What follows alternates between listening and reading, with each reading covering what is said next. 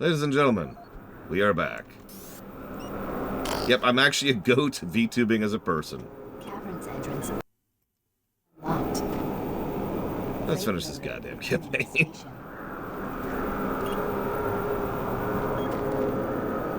We're actually pretty close to the end of the main campaign.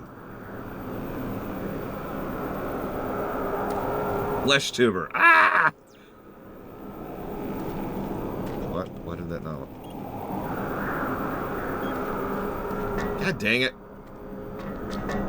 You know one thing I actively do not... What?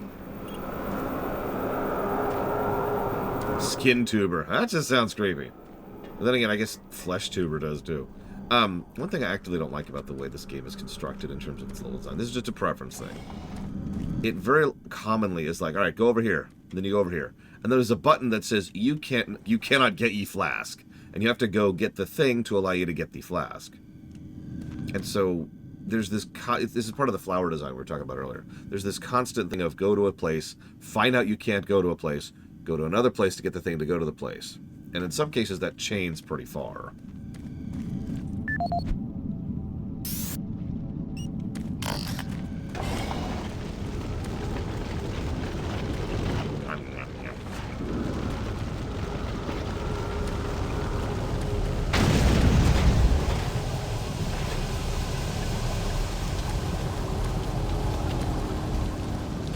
Yeah, I could see this kind of design working. It's just...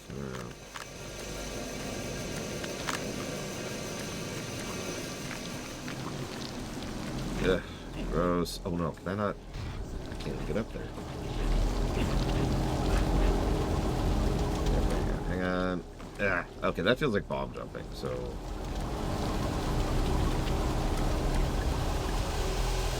How do I... No, I know I'm going backwards. Maybe this is what it wants me to do?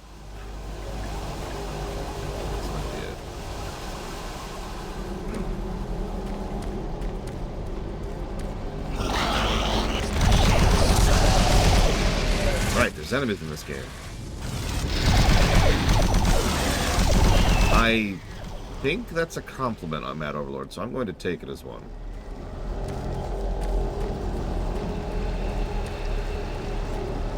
Unless you're just calling me boring. Which is okay. I understand.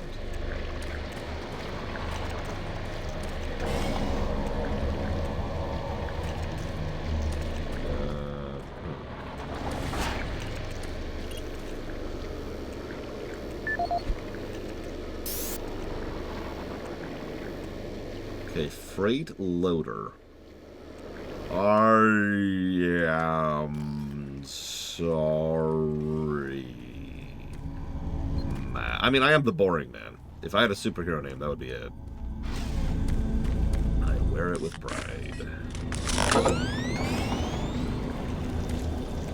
Oh, deja vu. So should I go into this hole, Bragwin? I think I should. It's calling to me. It's comforting, almost hypnotic, one might say. Zen. And how much... Okay, this way, maybe?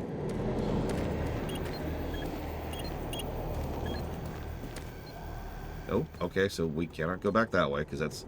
Well, the interesting fact, you cannot go back to previous levels, which makes sense. Okay, so that's to the lab. I'm almost positive we don't want to go to the lab. So let's try going to maintenance then, see if that's where I want to go.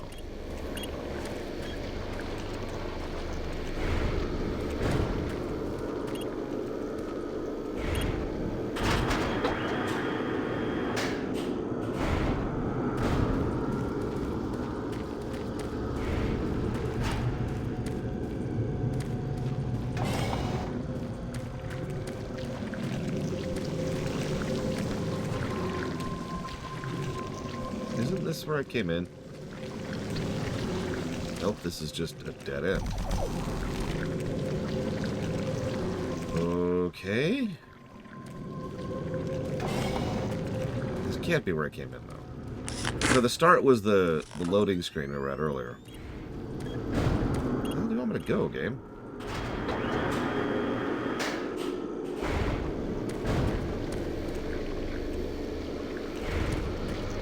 Okay, there is one place we haven't been yet.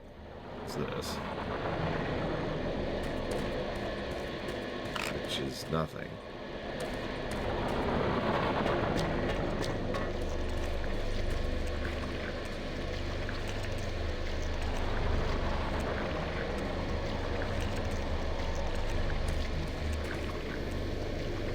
Okay. You'll notice we also aren't running into any enemies. And every time I say that out loud, enemies spawn to help guide me where I'm going. Doom 4 also has a goddamn map.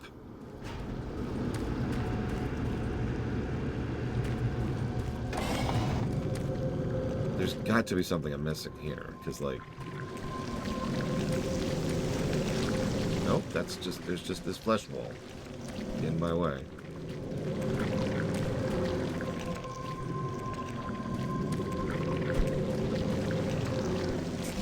I actually don't think I have a chainsaw right now.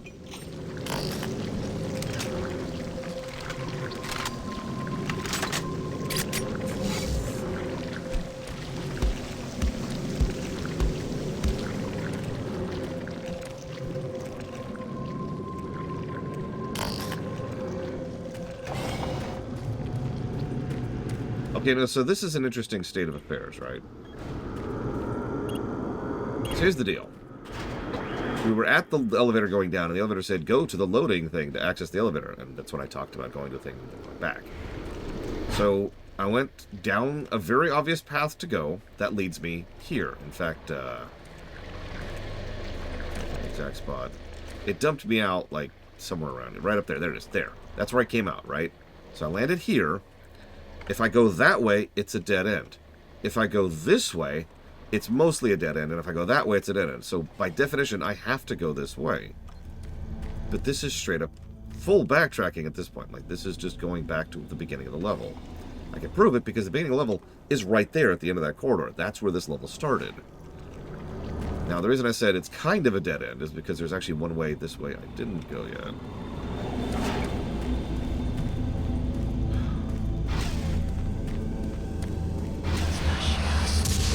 That's a good sign. Enemies being spawned is a good sign. Enemies being spawned behind me is not a great sign, but, you know, whatever.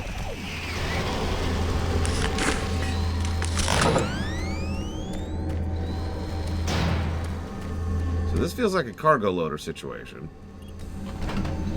Seal, hatch. Okay, transfer freight landing. Hey!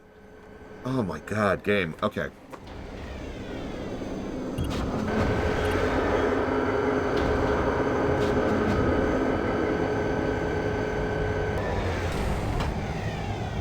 Progression.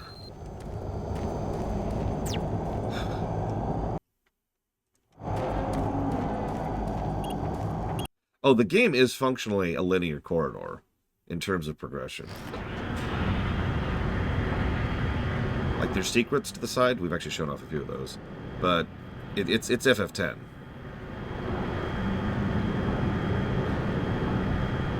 Caverns 1.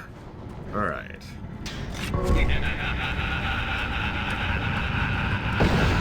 Yeah, the doctor's off his meds again.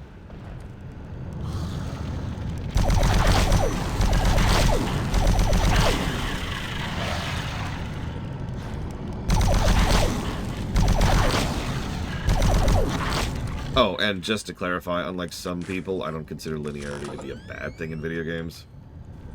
I don't really know where that particular buzzword got started. Like, that would be interesting to go into historically. When did linearity in video games suddenly start being viewed as a bad thing?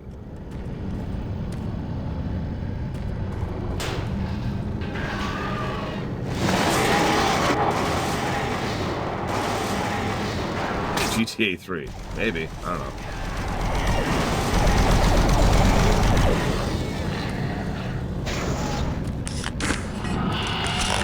Yeah, but non-linear games have been around since forever. Depending on how you define it. I mean, even if we define that as open world games, that's still late 90s.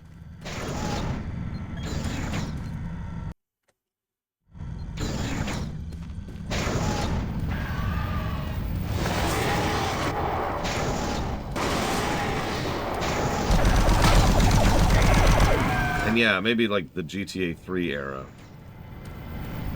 I don't know. Yeah, GTA 3 was... We actually put it down as the innovator for the open world concept.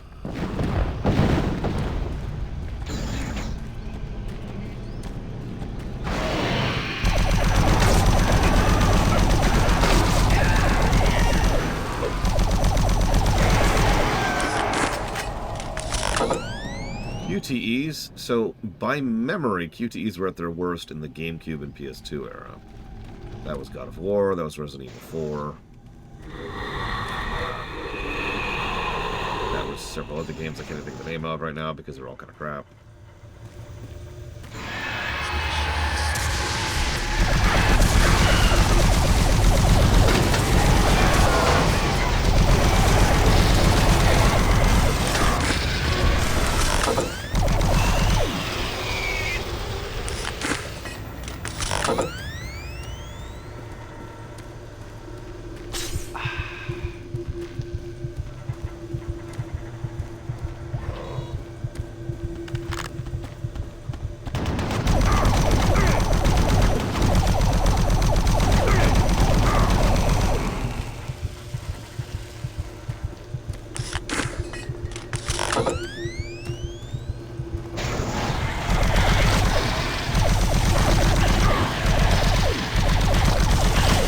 I will say this.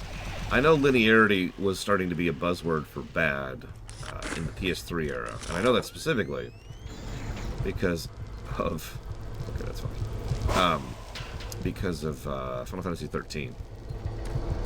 It was one of the most commonly repeated complaints about that game. And I don't think that was the start of it. I think that started before that. Service lift. Okay.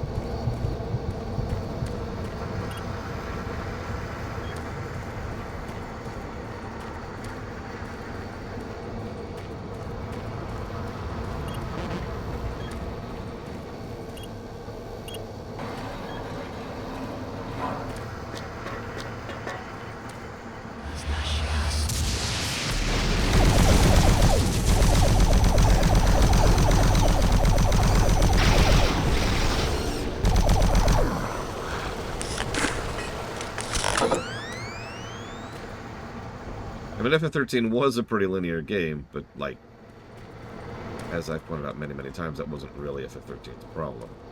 But that's neither here nor there. The point I'm trying to make is that, looking at it historically, that's when I personally first really noticed the linearity equals bad association.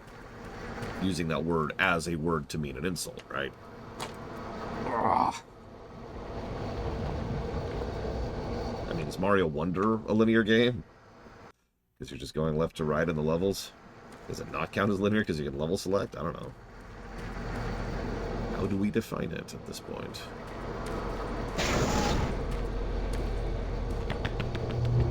Oh, totally bats. Go the bats, Zactec.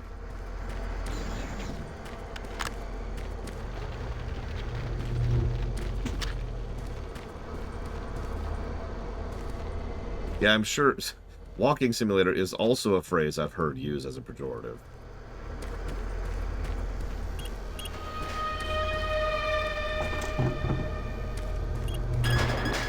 Oh, I do, Zach Taft. But, like, you know, you mix it up a bit, right?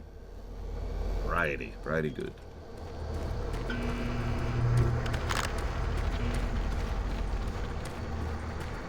Well, I'm not going to say the joke that's in my mind here. You can think of it.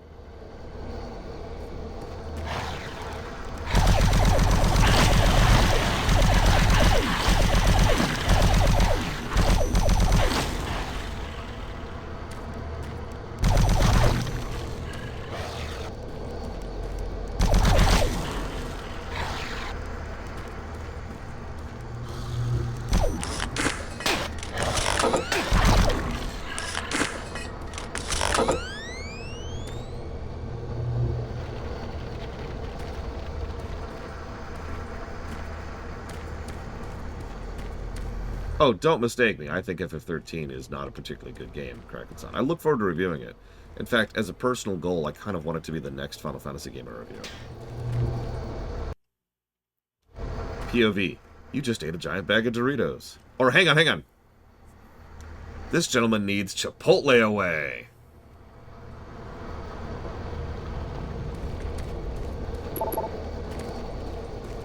Nobody's gonna get that. Anyways, is there anything here?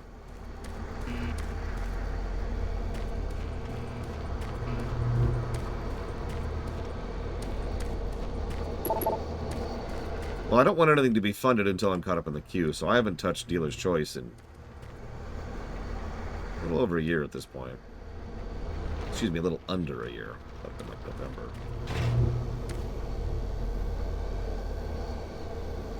So where's the... Did I pick it up? No? That does include WoW. WoW was funded without me. Weirdly enough.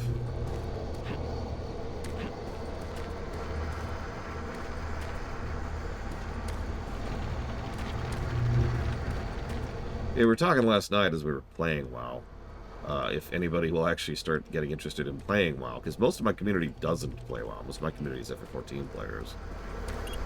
And we're all kind of curious. There's nothing here. We're all kind of curious if anybody will end up shuffling over to WoW and trying it out as a result of the run.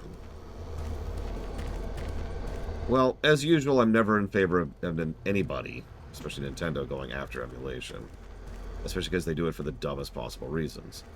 Having said that, I do think I have slightly more complex topics than Nintendo equal bad. Because the real problem here is the legal system in place, which essentially mandates that a company defend itself in order to, and defend its property in order to not be able to profit off of it. Which is a dumb system to begin with at its very core. Then we blame Nintendo for being as litigious as they are. Then we blame whoever it is who actually thinks gaming piracy is a real issue because they're objectively and provenly wrong. Then, hang on, we got one last bit of blame. I blame the people who brag way too much about this stuff. There's an almost punk attitude I've noticed amongst the emulation community to be like, oh man, check it out, I got this game running on this, or I'll take a picture of this on my Steam Deck, or I'll show how many mods I've got running for this on my YouTube channel or whatever. All you're doing is lighting a flare near the T-Rex. Quit it. It's the same thing that really started pissing me off about Kotaku. I don't know if they still do this, but Kotaku used to do this thing where they would be like, hey, check out this big fan mod. It's so cool. And that would draw attention to it. And then it would get DMCA'd. I honestly thought for a while, and in fact still kind of do think, that they were doing that on purpose. Because it was so patterned.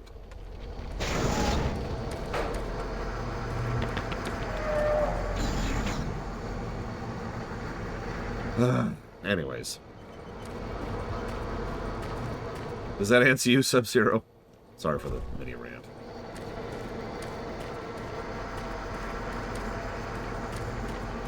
If you don't like the visual aesthetic of Blizzard stuff, then yeah, you probably should stay away. I don't mean that as a dig, I mean that as a statement of legitimacy. Blizzard's art team and art direction team are, and I say this without hyperbole, probably some of the best art designers and directors in the world. The work they do on things like brickwork, doodads, visual storytelling, etc. is bonkers good. But they do have a distinctive style to them. A style that many, many, many people have tried to ape and failed miserably at.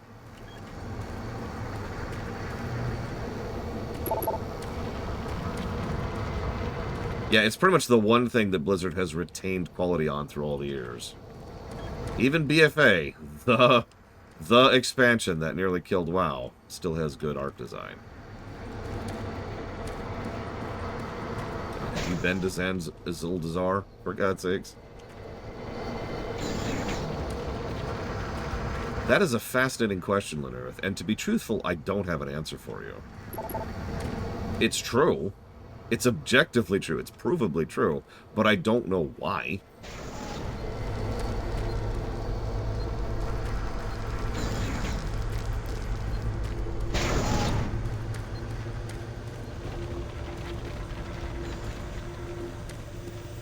I mean, sliding down the slope looks like one of my only options here.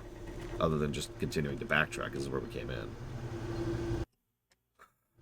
Yes and no, Five. I would actually argue that a lot of the raid design in BFA, and especially Shadowlands, really started going downhill.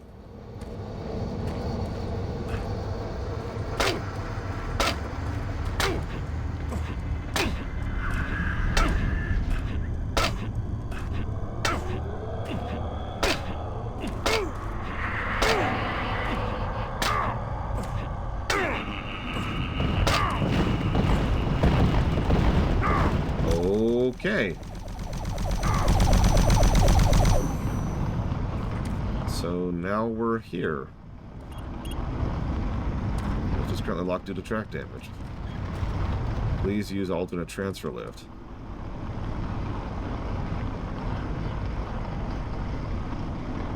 Yeah, this is clearly where it wants us to go. Oh god, it even saved when we got down here. How are we supposed to do that?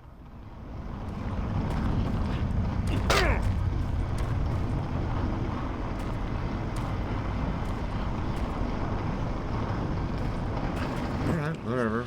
We're gonna roll with it.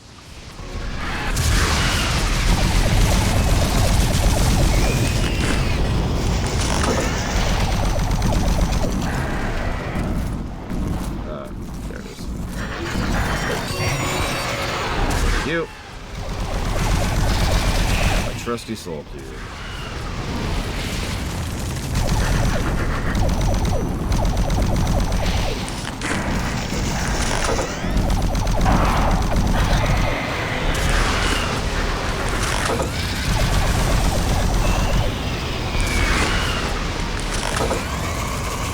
Well, we've still got the expansion, so there's still hope. Speaking of which, Black Malkin, have you played both DLCs?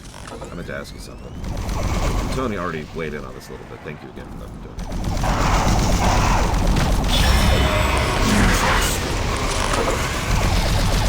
Stop spawning, please. So, the general idea here is that we should play the Lost levels before we play the expansion, the one that feels it finishes everything off. What are your thoughts on that?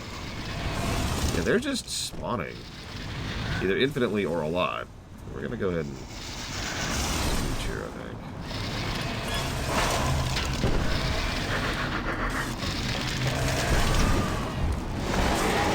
Sorry, spawning is so rare in this game, I can never be sure. In fact, I think this is only our second time we've seen honest-to-God spawning like that.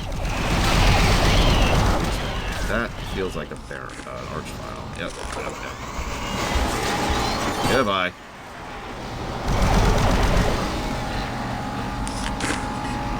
Reggie has apparently also played it and agrees with the consensus.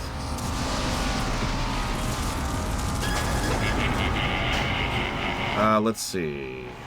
Felseal Arbiter's Mark. Banner of the Maid. Fortunately, I haven't heard of either of those games. Has anyone heard of those games? Well, not only that, but, like, narratively, it makes sense, if I'm understanding correctly. Because the Lost levels are, like, during the campaign, the vanilla campaign, aren't they? It's literally the Lost levels. Right? Yes? No? Am I dumb? You can tell me. It's okay, I can take it! I hear it every day of my life. Okay, so Felseal is apparently an FFT style game. Whoa! Do you mind?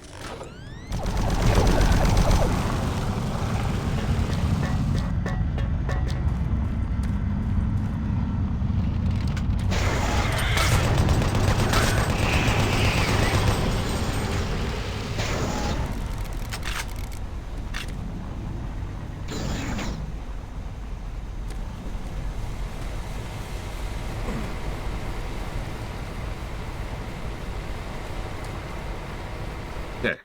We're gonna just lock this in at this point.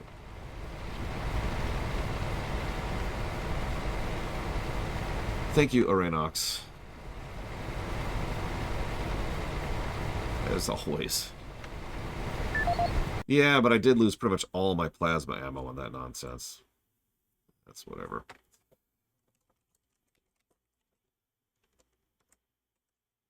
So, Vermond. Oh, Oculus. God damn it, dude. Look, my memory has only so much room in there.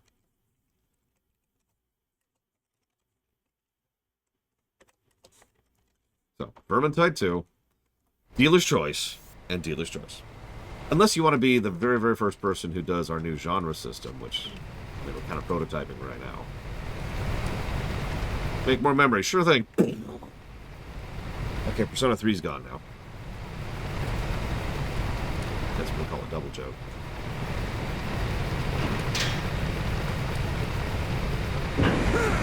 And we're dead.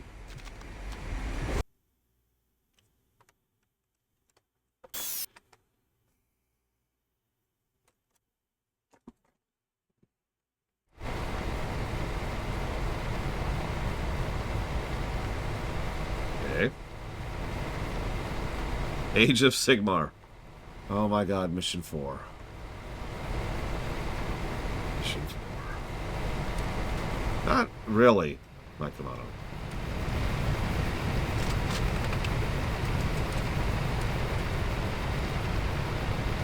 Like, I don't even have to keep the genres thing public at all. I can just keep that live on my end.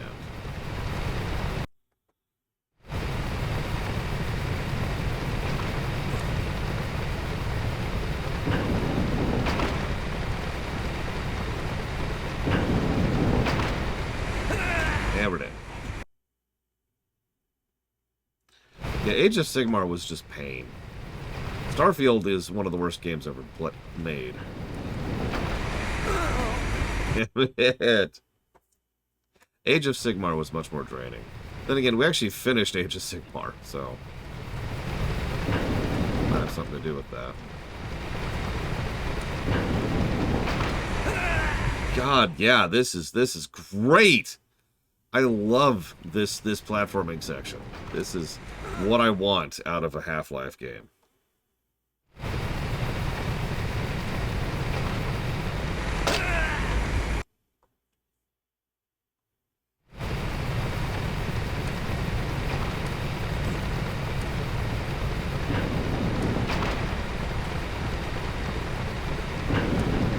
Yeah, oh my god!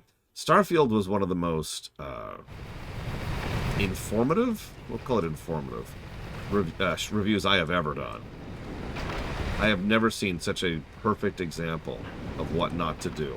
Even Secret of the Stars, which is literally a textbook, which is functionally, metaphorically a textbook of what not to do in game design, doesn't quite compare to how much of a don't do this Starfield is. So in case you're missing what's happening, I have to jump on as the platform is withdrawing. Well, actually, I guess I don't have to jump as the platform is withdrawing. Do this instead. So excuse me, I have to either jump as the platform is withdrawing, or jump in advance and hope for the best. And the kill plane is like ridiculously small. And yeah, my movement was getting canceled. That feels like I bugged that, to be quite honest, by the way. I probably should have died there. I'm not really complaining. It's just a statement of fact.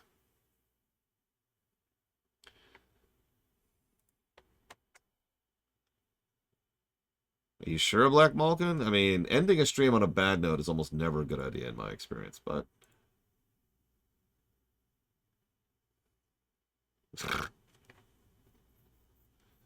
you got it, Lord Aramon. Sorry, Oculus, you've lost the chance.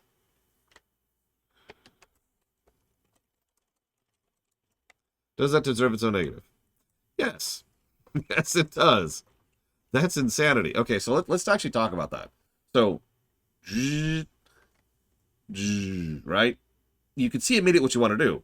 You need to jump down here, and then jump over here, and then jump down here, and blah, blah, blah. The problem is, because of how it's calculating momentum, as it's withdrawing, your momentum is being canceled as you're running off of it, so you can't quite make the jump to the next thing. That's what kept killing me over and over. So the theoretical idea I had, and I tried that once and then a second time when it bugged out, was to jump ahead of time, to time it, to land over here before it starts withdrawing, which then led to me sliding down the wall and hitting the fence. And yeah, I gave the Yoko blocks a negative in Mega Man. I'm not going to hold back here. So, Ratchet and Clank. This guy a 1. And JRPGs. Thank you, Lord Harriman, for being the first person to join the genre thing. Oh, God, Black Malkin, really? I haven't played the expansion. I've just heard good things about it. So yeah, negative.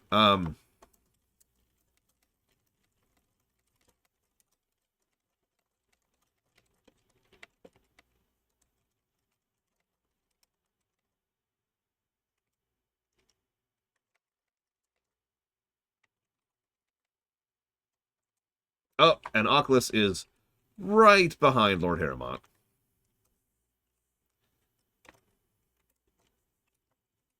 Co-op, huh? Okay.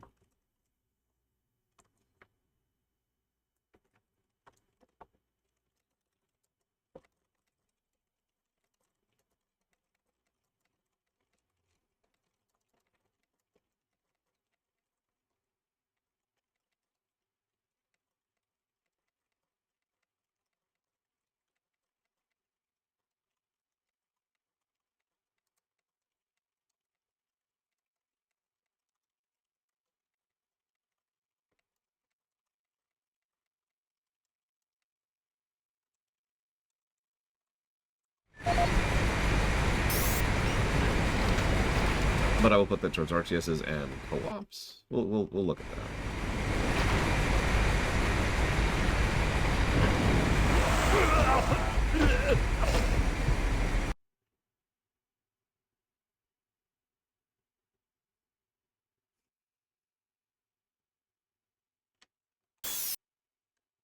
Don't clip that. I've ever gotten into visual novels. Not really, no. Not actual visual novels. Games that are visual novel adjacent, yeah. I think the only real, like, actual visual novel I've ever played was that Colonel Sanders one. And that was hilarious. That was sort of the point of that.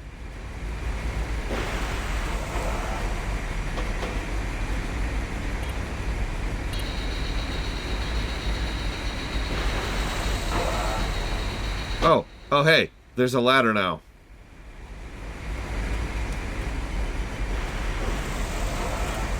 Thanks, game.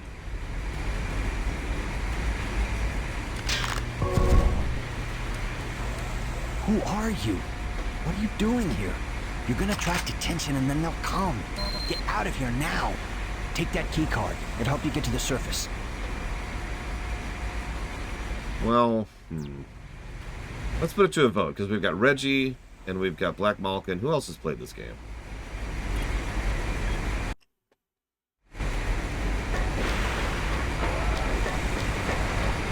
Okay, Easy Texan has played this. 3.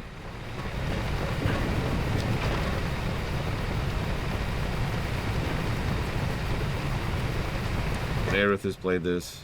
When I say played this, I mean the expansions, to be specific, by the way. Sorry. My terminology.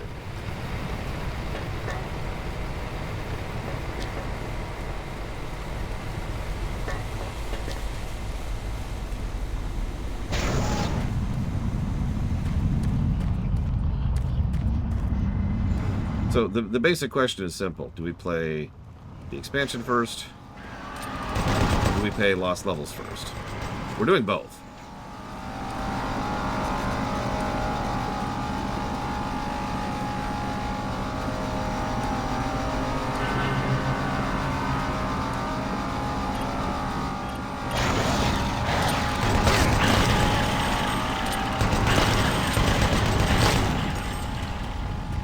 Is I usually like to end streams on either a high note or a very, very low note, which is also known as a high note.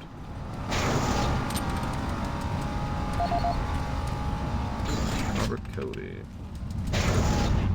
The worst possible way for a stream to end is to just peter out. Speaking of which, how many of you played Solasta?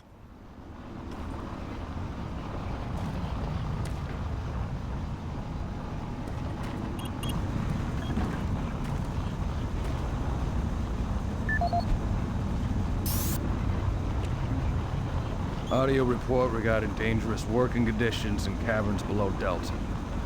This is Bob Cody. Today is October 18th, 21:45. My crew's been rewiring the generators as ordered for the last several days. We can't finish the work. We're stopping after today.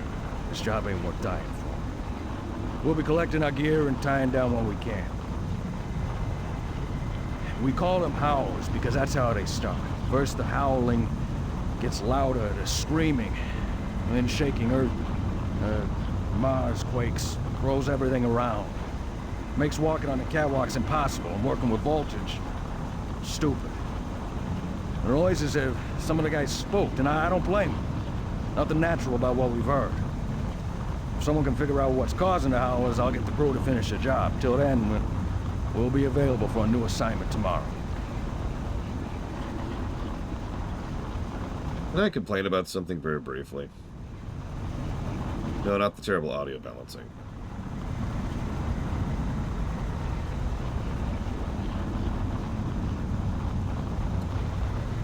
I got a comment on the Starfield video, the Lamentation specifically, and it says, and I quote, "Please bring back these long ruminations. We miss these so much." Can you even tell me when the last rumination went live?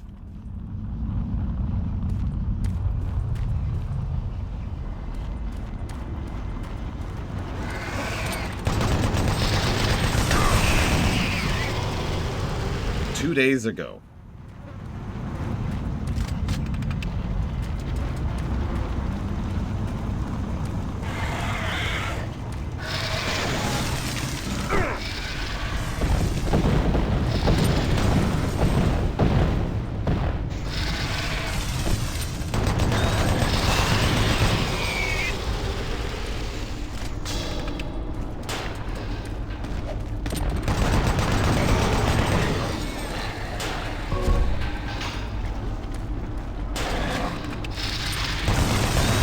Actually, it's funny you say that. I have encountered my very first example of the algorithm getting in the way of me watching videos for someone I'm actually subscribed to. It's the first time I've seen it live. And it's awful, I think is the word I'm going to use. Here, let me describe it. So if I pull up, get this out. So I pull up my YouTube, right? I'll do it on my phone because it's quicker. So I pull up YouTube and I go immediately to subscriptions because never use the feed. The feed is crap.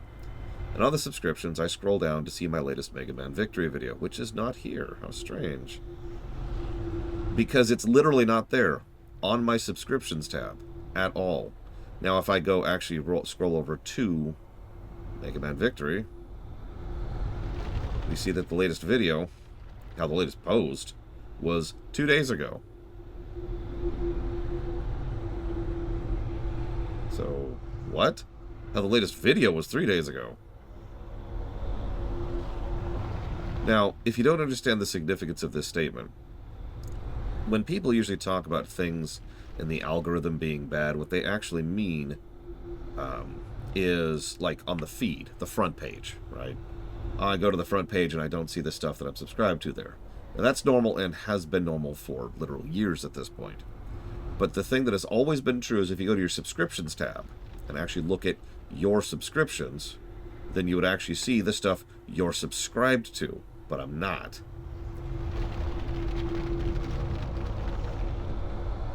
It should be right here, and it isn't. It's the first time I've encountered that.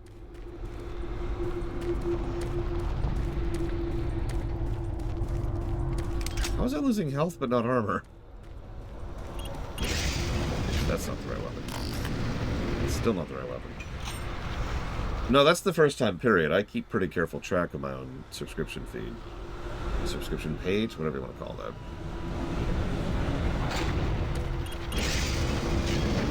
Sorry, let me be very clear about my terminology. That's the first time that has happened to me.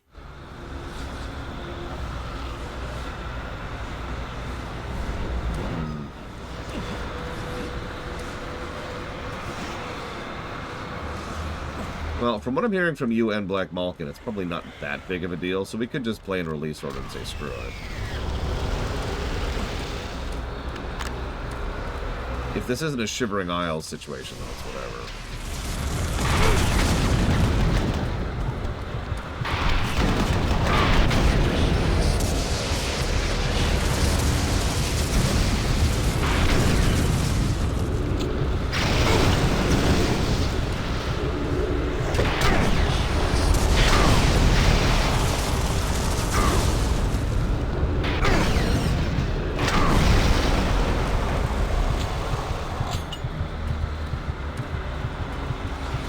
Well, one of them occurs during the campaign, and the other one occurs like several months, I think, after it. But I've never played either, as I've already indicated. Oh no.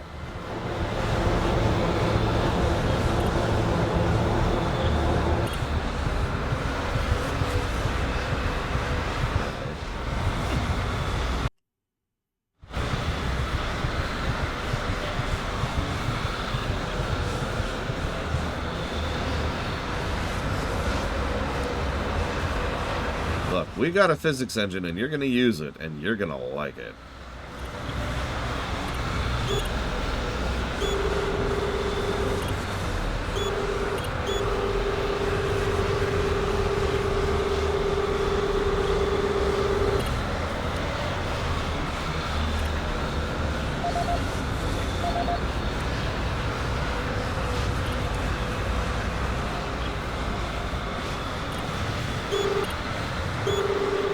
That's a good question, Reggie. I don't know.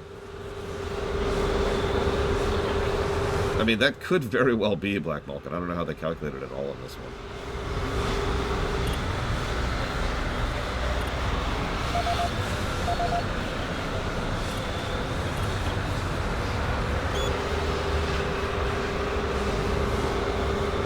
Yeah, it depends on how you define it, Linearith, but we'll go with a yes. Everyone praised the shadows and the lighting system, the stencil shadows. A truly rare shadow system.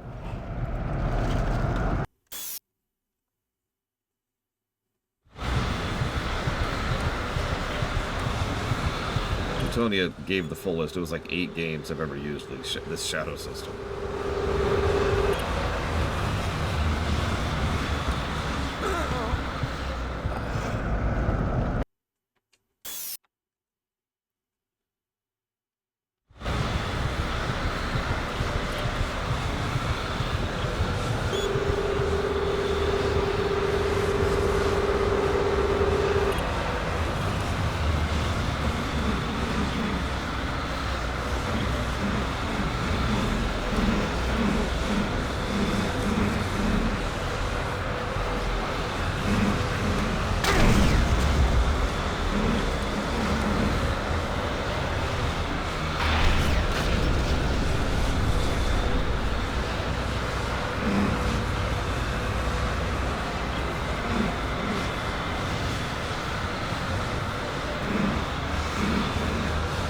This is surely too far. Oh my god, I lived through that.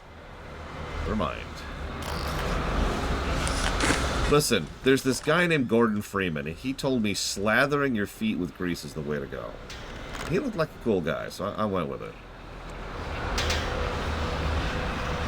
Aha! 20% of the damage you take. That might explain why the chain guns, it was barely scratching the armors, because 20% of 2, right? Favorite visuals in any game I've ever reviewed. Okay. We're going with purely personal preference, because otherwise that's going to be insane. So, I actually know the answer. Like, the answer. So let's skip over the first answer and think about the number 2 slot.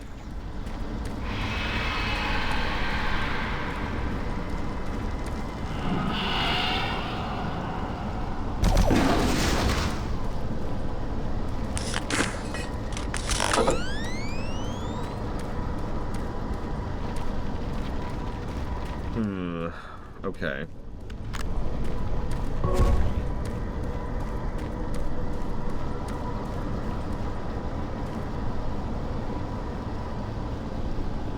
In no particular order: Mario Wonder, Metroid Dread, Super Metroid, Ori 2, that's Ori and the Will of the Wisps, Diablo 3, GTA 5.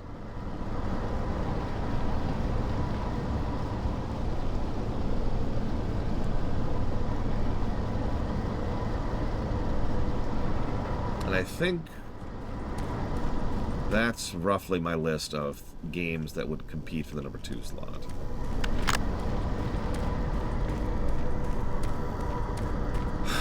Of those, honestly, I'd probably give that to Dread. Metroid Dread is scary good looking in ways that I really appreciate, both in animation and in background visuals and just movement. Hollow Knight is fine, but I wouldn't put that in the top 50 in terms of visuals.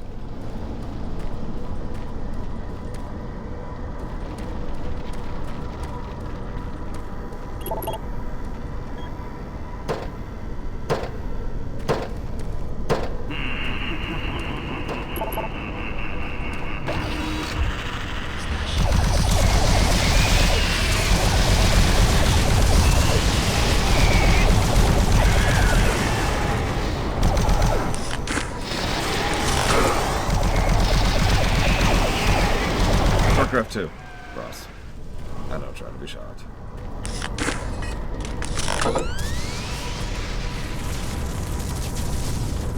It's okay, StarCraft 2 will be replaced by another game that's coming out.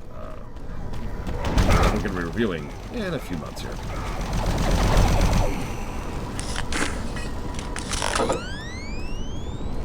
Yeah, no, I find that a very strange way to do armor reduction. So, yeah, WoW is going to just beat the brakes off of graphics design. I find usually when games do those kind of calculations, at least in the RPG space, which I'm more familiar with those kind of formulas, there's a thing where it's like reduce damage by percentage and then also minimum of 1 reduction, right? So, like, if those bullets did 2 damage, then it would reduce it by 20%, which would reduce it by 0, in other words. And then it would reduce it by 1, right? I forget how that exact formula rates, but it's something like reduce by percent unless reduction is less than 0, or less than 1, in which case reduce by 1.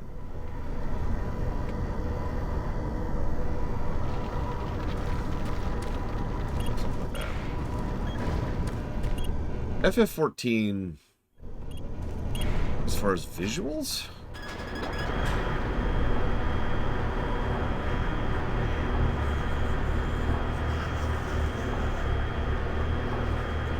Also, flickering lights warning. Sorry, let me try to diminish that a little bit. I don't know, I'd have to think about that. How high or down up that would be. Anyway, sorry, Ect asked to clarify just sprite-based games.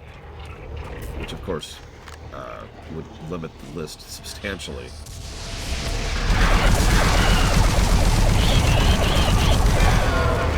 Although ahead of Hollow Knight, we'd still have games like, you know, the Mega Man X series. When they were still using sprites.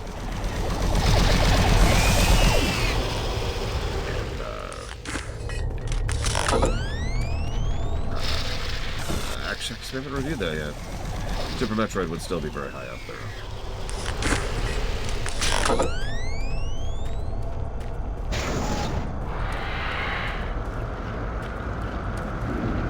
Yep, that's where we dispose of trash. Hang on, let's do a test for science.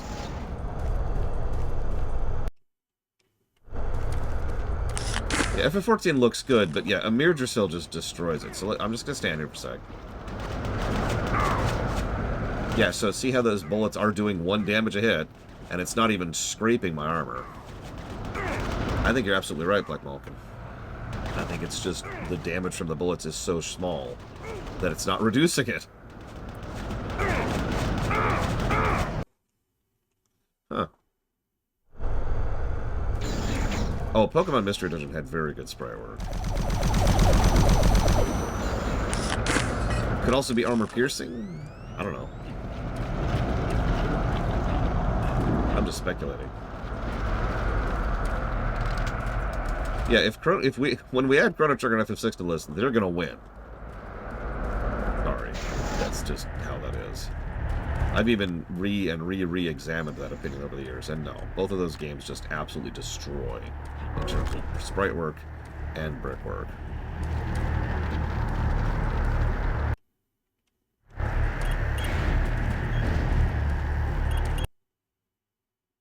Which will win between 6 and Chrono Trigger? That's trickier. That I'm not sure about. Hey, off the deeper end.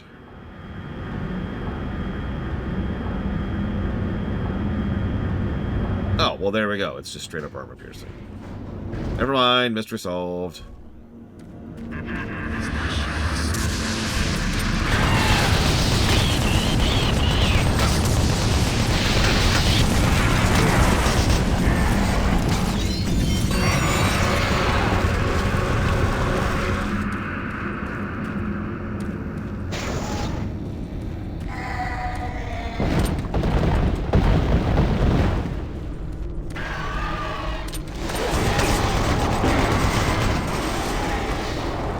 Bit Frostpunk? Of course it would. You could do a pixelated just about anything. We've seen that. I believe it does, Dream Whisper. Don't quote me on that, though. I generally save it for Archviles and Hell Knights. I think the FF6 sprites will win overall to Chrono Triggers. I've been thinking about that. Here's the thing. There's no such thing as a sprite in FF6 I don't like, whereas there are several in Chrono Trigger I don't. Usually some of the larger enemies.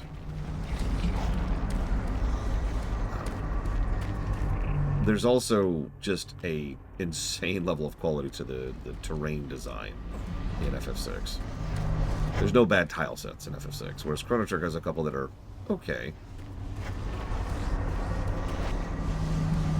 There's the storage room key.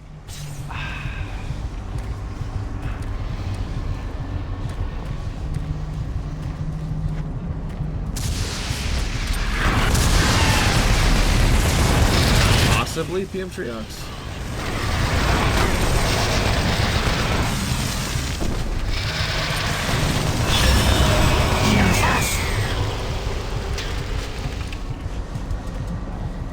Oh no, trust me, you're gonna hate the visuals of WoW.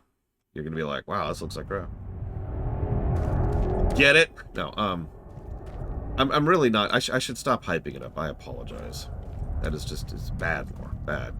WoW looks like crap, okay? Wait until I show you Silver Moon. You'll be like, oh, wow, this looks like garbage.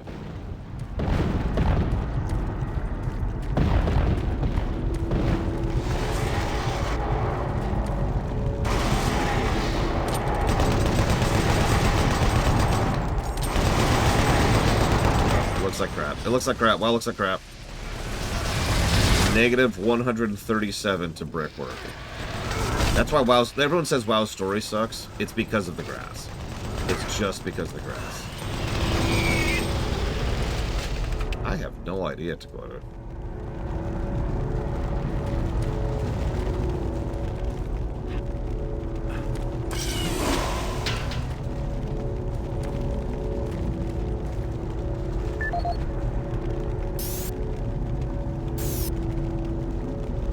This is Dr. Pierce Rogers, lead archaeologist currently stationed on Mars. As the preliminary reports have suggested, we have made some amazing discoveries here on Mars. Life on Mars has long been theorized, but we never imagined anything. The initial chamber was discovered in 2015. It is made up of a series of covered in glyphs and symbols. Using the UAC pattern processing, we have finally been able to understand some of the glyphs. And from them, here is what we have learned. The ancient people looked like us, at least to the extent that they were bipedal and were similar in shape and size. The level of technology is astounding. For instance, the glyphs of each site were carved into each one is precisely cut from the stone. It far exceeds the precision of anything we can do. They had a social structure that seemed very aristocratic, with a lot of emphasis on social stature and structure. Site 2 is a much smaller set.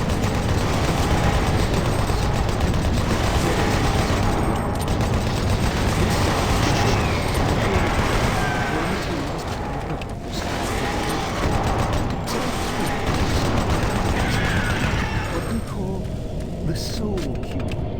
If you have read or seen the other material, you probably know that this once grand civilization was attacked by some unknown force. And if we can believe what is written in stone, they sacrificed most of their society to drive the invaders back. There are additional reports filed on the Soul Cube, with Central Administration. We also recovered several other device-type artifacts. They are not as ornate as the Soul Cube, but each appears unique. We are still learning how to interpret all of the glyphs. But hopefully, once we have that completed, the science teams can provide more detailed information on their technology. These are truly unique and special times. Wow, that didn't kill her.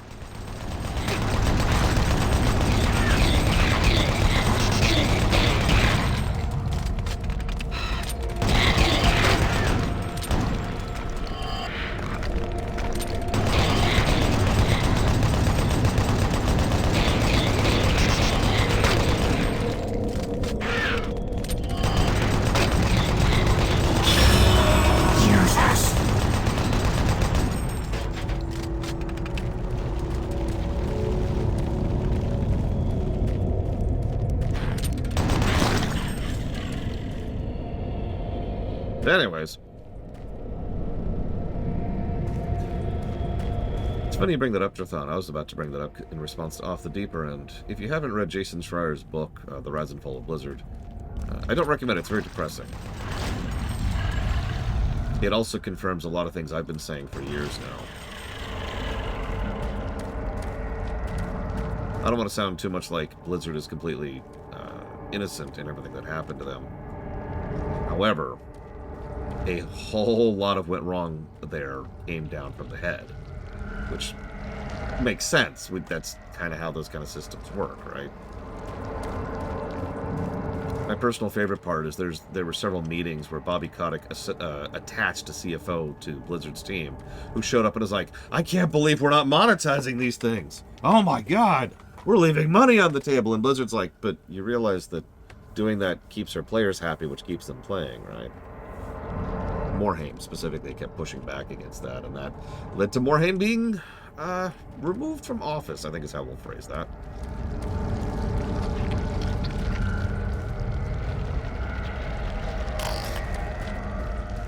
I know what you're saying. He retired. Quite possibly.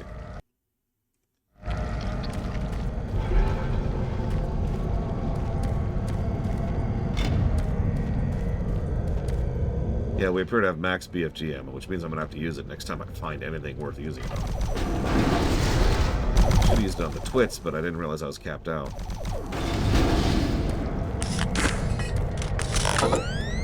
Yeah, Bobby Kotick is actually a monster. He really is. He's a horrible human being.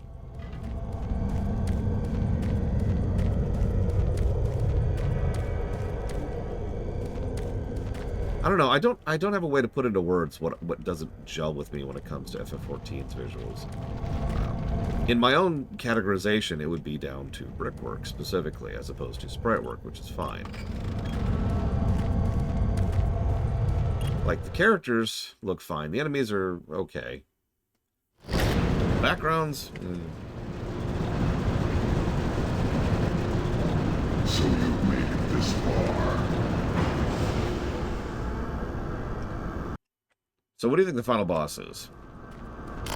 Anybody who doesn't know? Let's pick up all of the ammo here. It's me! Rocket, rocket, rocket.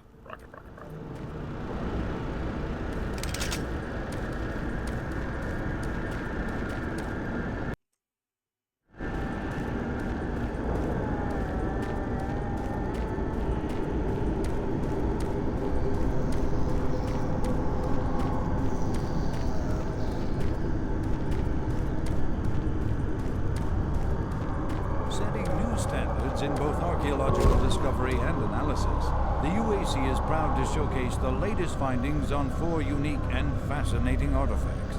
These tablets were originally discovered in the dig site under what has become known as Site 3. Subsequent examination of the surrounding area and carbon dating of the tablets sparked UAC researchers.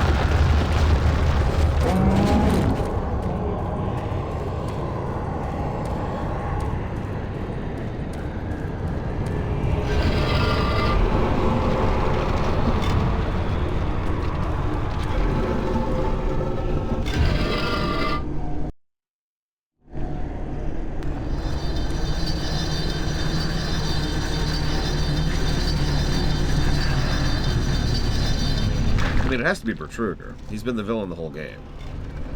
So that would make sense, right?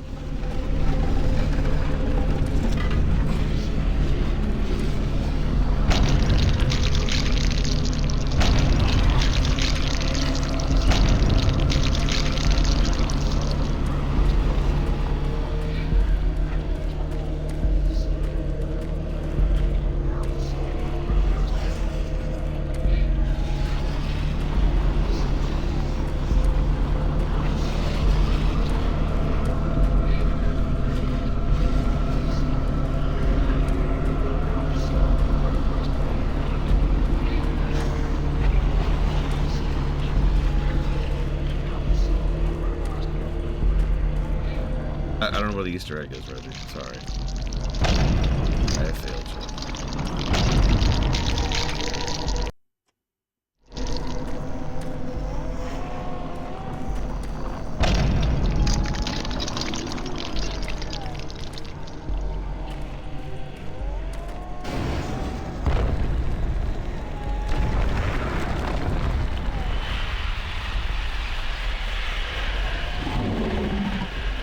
Boss is the Cyber Demon, out of absolutely nowhere and for no reason.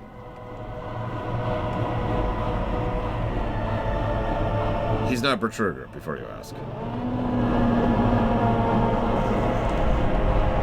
He's actually invincible to everything other than the Soul Cube, too.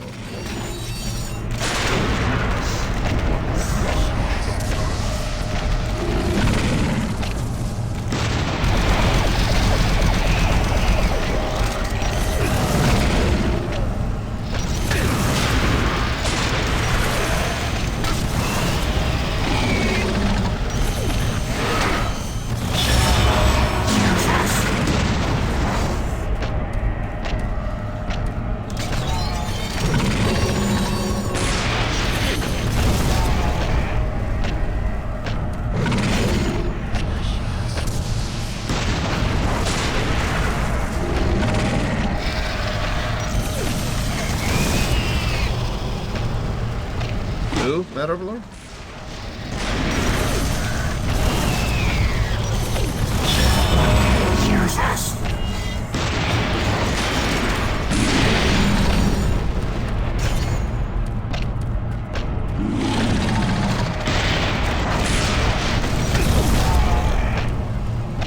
I have a lot of BFG ammo.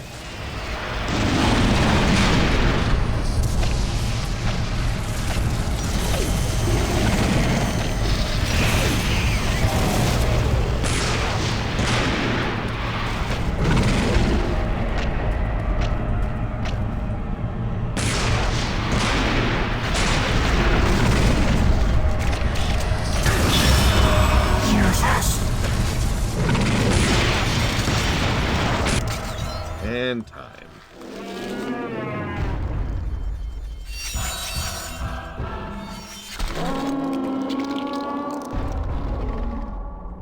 Not a great boss fight.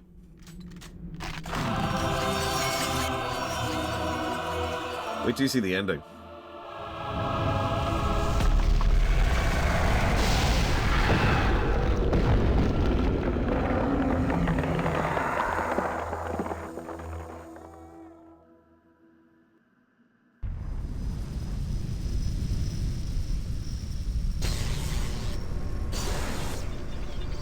Recon Zulu, this is Echo 1. Give me a visual status.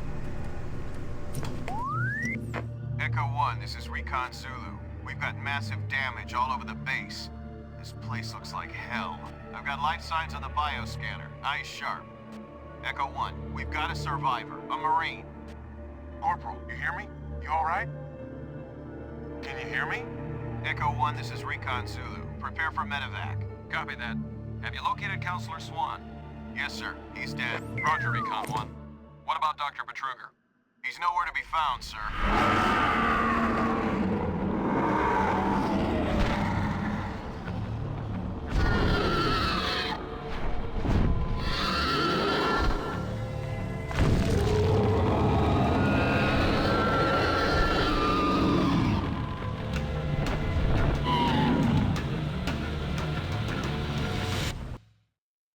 What? And that was my exact reaction when I saw that. When I first saw it. What? And that's why I never played the expansion, by the way. Pretty much in a nutshell. While I was not exactly super positive about this game, I did bother to push all the way to the end and beat it. And then I saw that ending. And that de-invested me from ever bothering. So. Yay.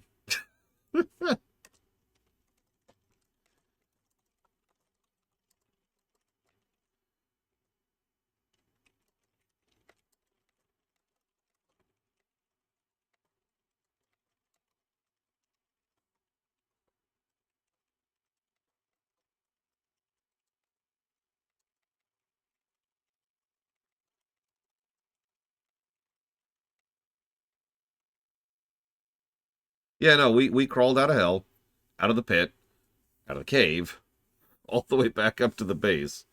And it looks like they were finding us in the Delta Complex based on the visuals. Sure, Linear, it's very cool. It's extremely cool. Negative to story. All right. Why is he... Okay. Yeah, no, it's a very bog standard horror movie ending. It is. One of the most textbook ways to end any horror story is everything's fine forever, we're cool, da-da-da, the monster survived, right? Like, that is a standard way to do that. Regardless of the template, because something being typical does not make it bad, I've never liked that. I've never been into that particular approach to concluding something. In fact, I can use a specific example of that. Event Horizon pulls this exact same trick, too.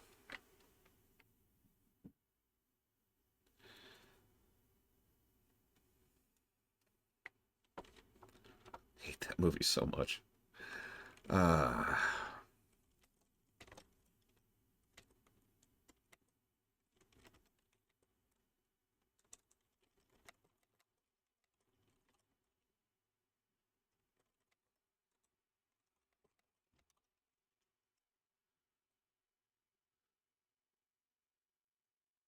I'm sure people who are a fan of horror films like Event Horizon, and I've heard it spoken positively several times over the years.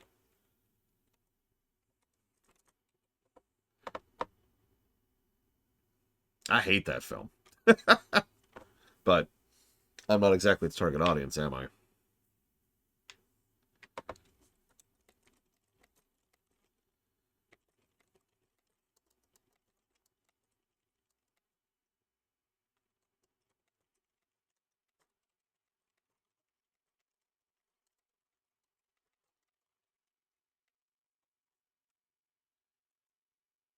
We still going? Oh god, I can't skip it. Oh, there we go, there we go. Okay. So. Whatever. Let's just do Resurrection Evil. Boop. Let's just jump right into it. UAC Mars Research Base serves as a cataclysmic mechanical failure during a classified research experiment resulting in total destruction of the facility. Only one survivor is located. Little under a year later. Orbital probe records a faint unidentified signal broadcast from the abandoned Mars Site 1 complex. The UAC announces the renewal of its Mars research program. Dr. Elizabeth McNeil, remember her, is chosen to lead the primary assessment team. I have no idea, Linearth. I haven't played this expansion. Dr. McNeil, they're close. Red Team, we're showing your position less than 100 meters from the signal. But there's no data suggesting any ancient Civ development in that area. Shepard. I think they're up to something they just don't want us to know about. Some things never change around here.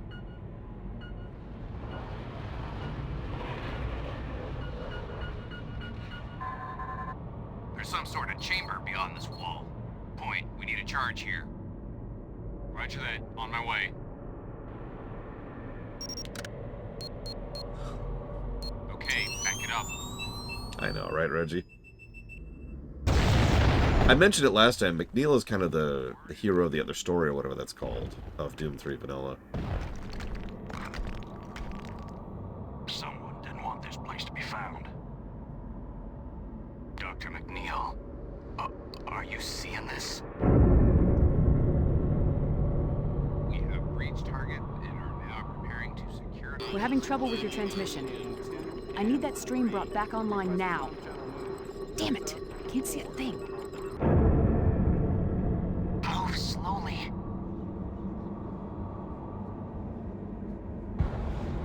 Do you hear that sound? What the hell is that? Look at that.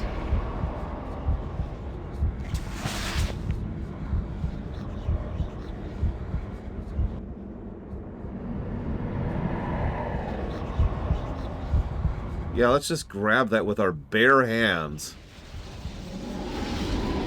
And they're all dead.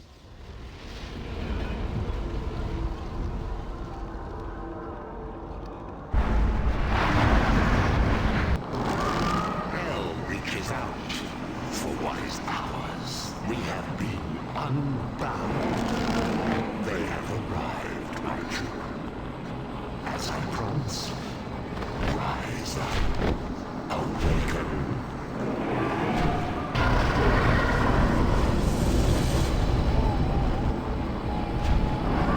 Okay.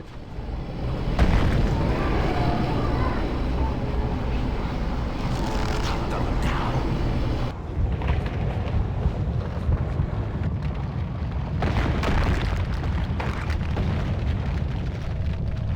Our new reign begins now.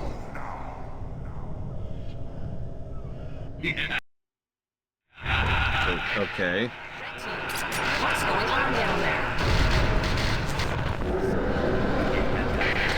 Major crosswalks reported throughout the facility.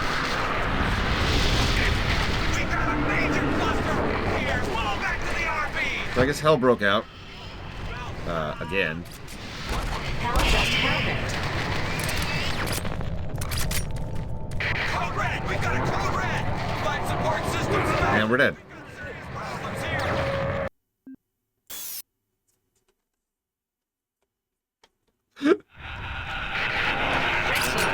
What's going on down there? Yeah, we're playing as the moron who picked up some random beating heart artifact with his bare hands. And I hate to keep emphasizing that, but like, there are things in real life much more mundane than that shouldn't be picked up with your bare hands. Most people learn that lesson when they're like 3.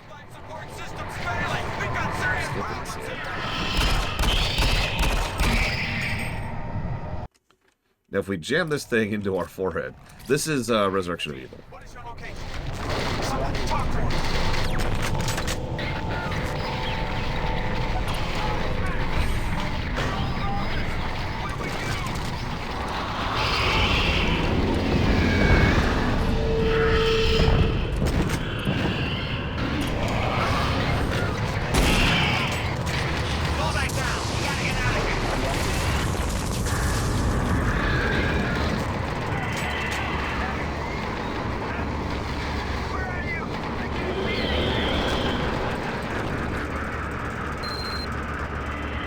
I don't mean to sound dismissive, but did we really need hell breaking loose again?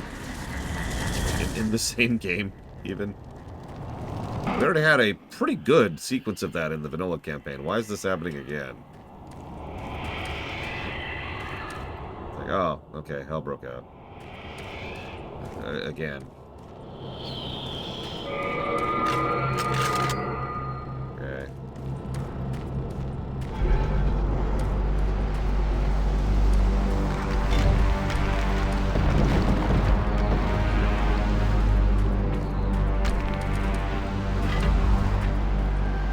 The soul holders. It's the shareholders.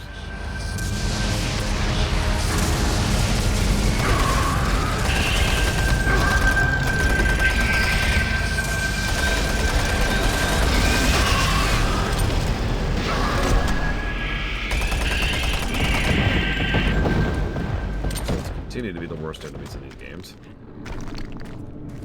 That may never change, honestly.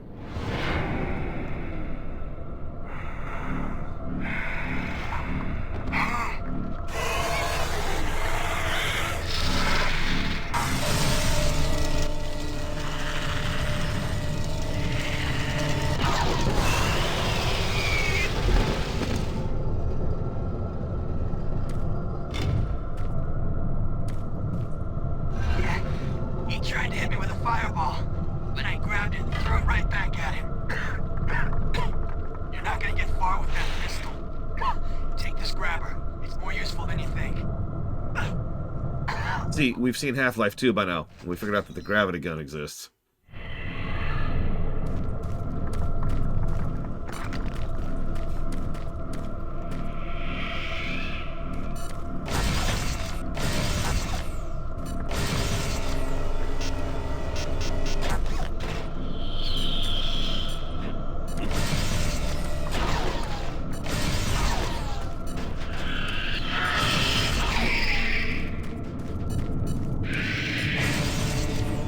Be interesting. We know collision damage or impact damage, or whatever you want to call it, is really high in these games. Okay, get out of my way.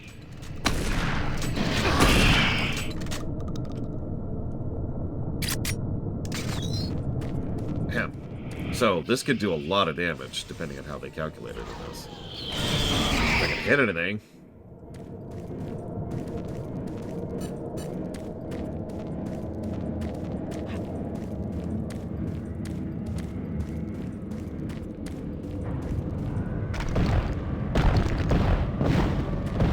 That's a good question, Black Vulcan. I'll try it. At first.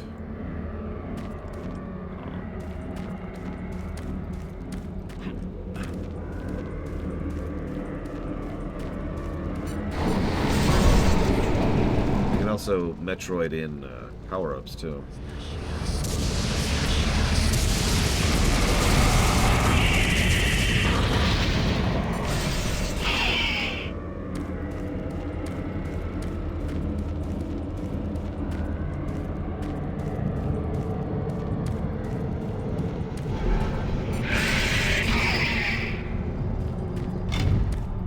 Well, Lost Souls just became a complete joke. That's not a complaint. Screw Lost Souls.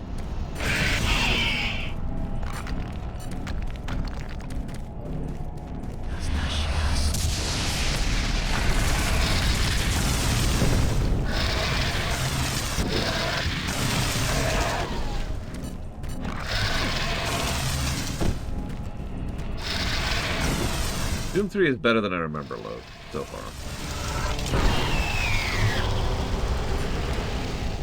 So I tried to grab the imp and couldn't, but I could still grab his fireball, as the cutscene demonstrated. And then repeated in dialogue for some reason. How long is Resurrection of Evil, by the way? No, he said hot pistachios, Act. You must have hot pistachios. You must have hot pistachios! Sorry.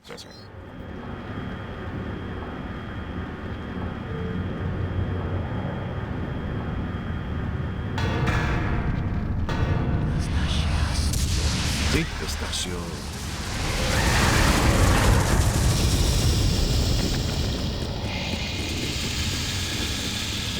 So, can we go, please? Thank you.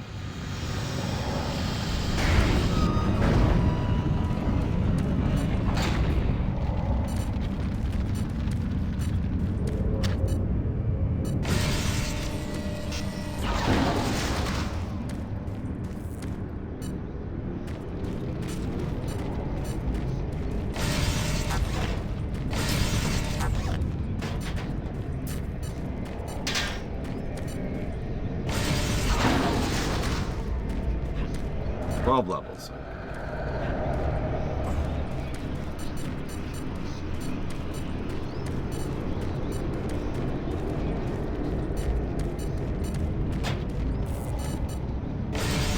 We can pick up the skeletons.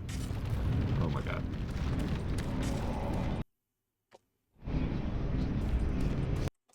Well, at the very least, even though it's a gravity gun, that's still a good thing, so we're going to jot that down as a potential positive here.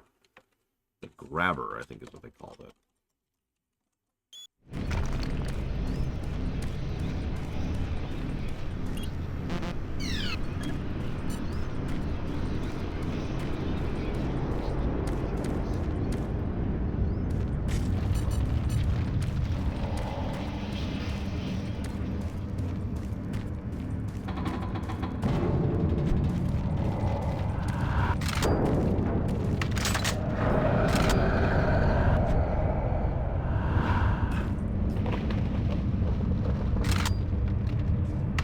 So, what you're seeing, like, when it switches, this is me shooting. That's me hitting the shoot button with the artifact equipped.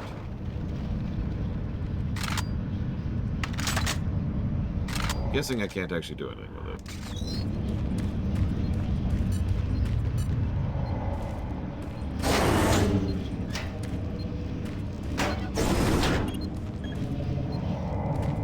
UAC has no idea what they're up against.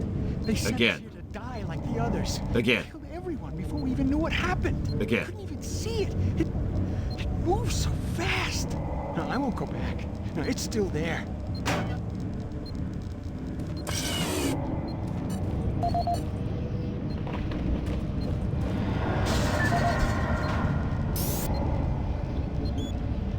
Audio log from us.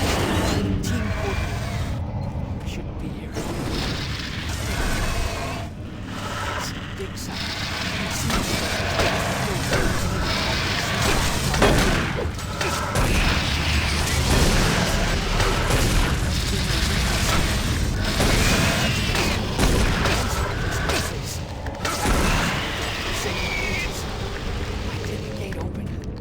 The amount of chaos and movement within is new to all of us. Team just came down like something. What it was, I can't even describe. The best bet is to seal this place up.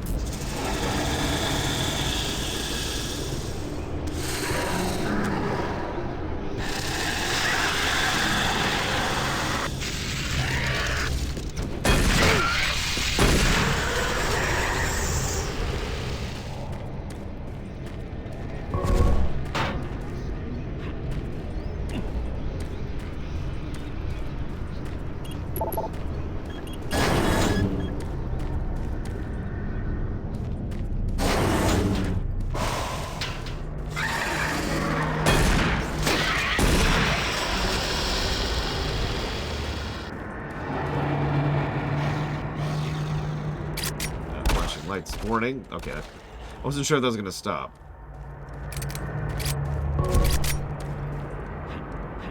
Oh yeah, hell portal. Sweet. Welcome to your death.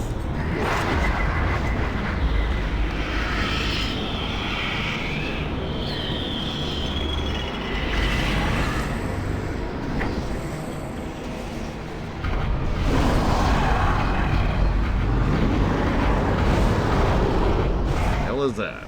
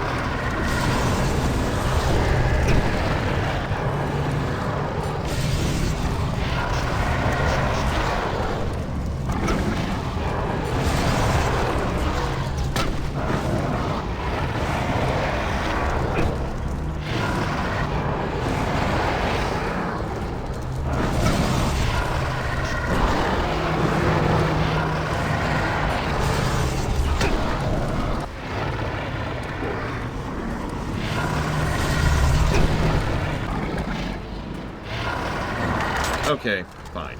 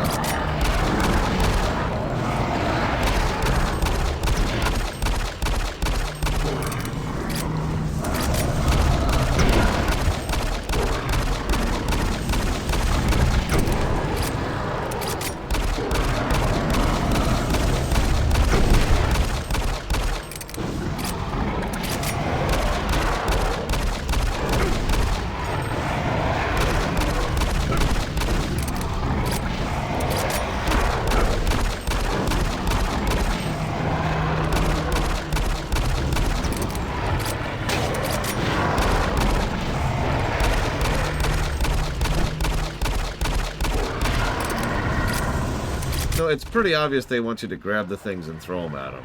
But, like, it's just not working. Like, okay, let's talk about why this doesn't work. First of all, he's constantly throwing these giant-ass AoE shots at you, which hit you even from quite a ways away.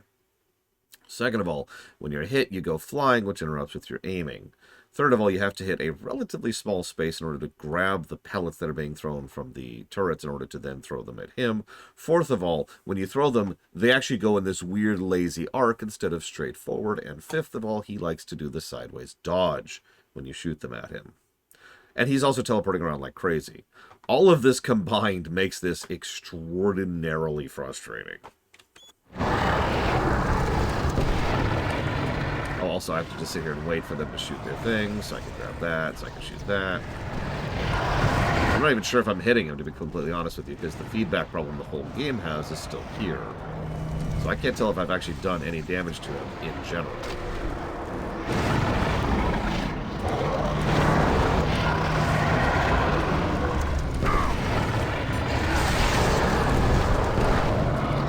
I can't even tell if it actually has an AoE effect, or if I have to hit him directly with this stupid thing.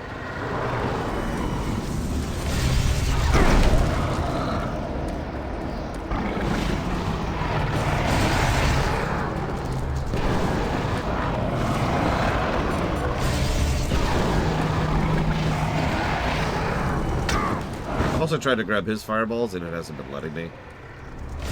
There we go.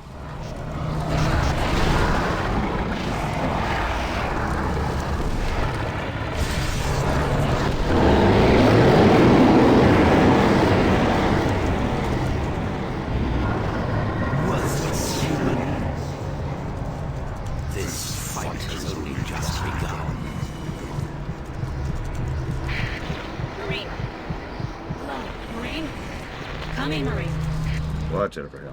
Signal strength is back to broadcast level. Listen carefully. What?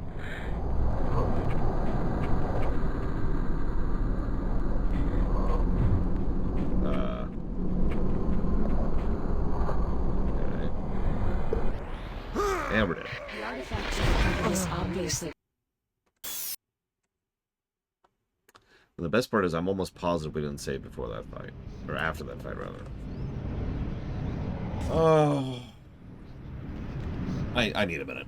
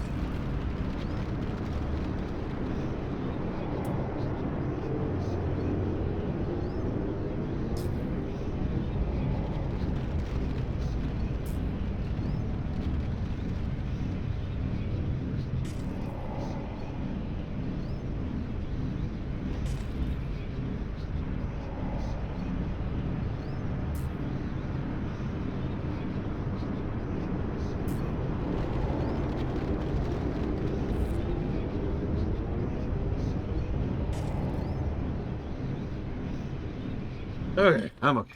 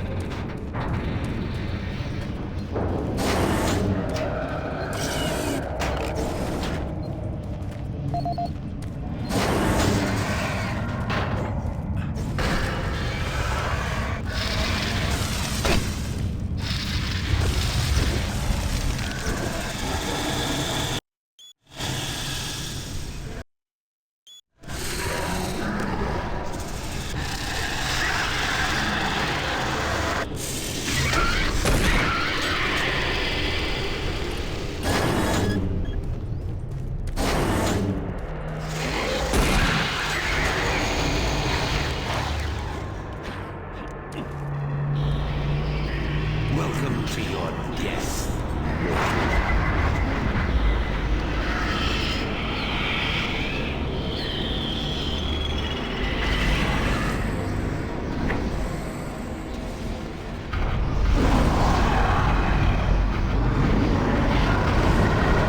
I'm out of water.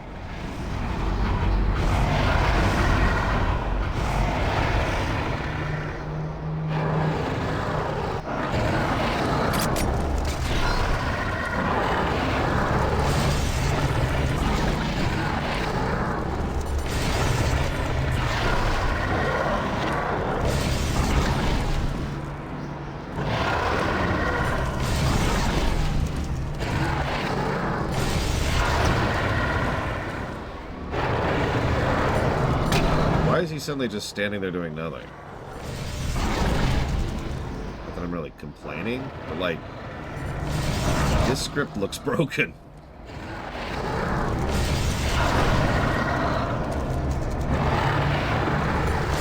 What is? Ah, there it goes. I had to open my gob.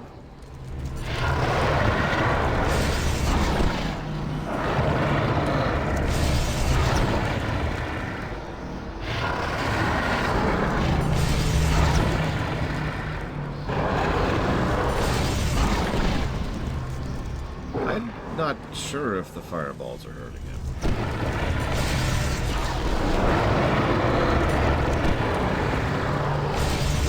Feedback probably worked.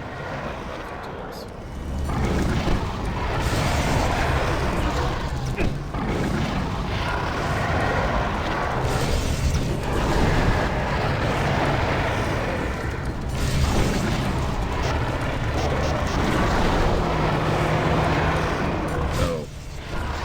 Tip, developers. If you're going to ape something, ape it well. You know one of the things the gravity gun does well? When you grab something, you can grab it forever. In this game, there's an ammo meter, a charge meter, and at a certain point, you have to let go of the thing you're holding on to.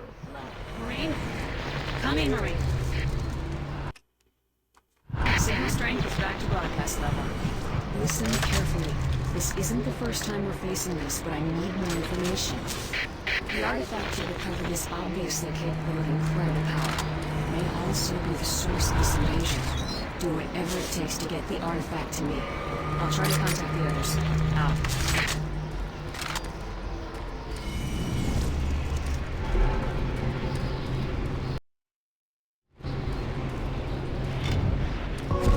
The artifact can be charged with human souls. Sure. Does it have to be human souls?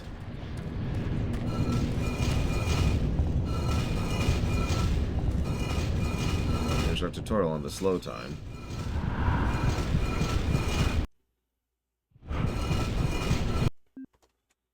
In the world.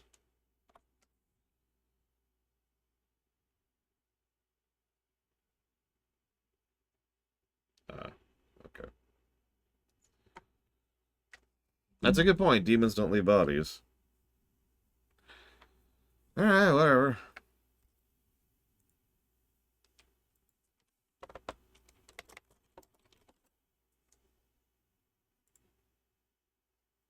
So let's see. That was the Helltime Hunter.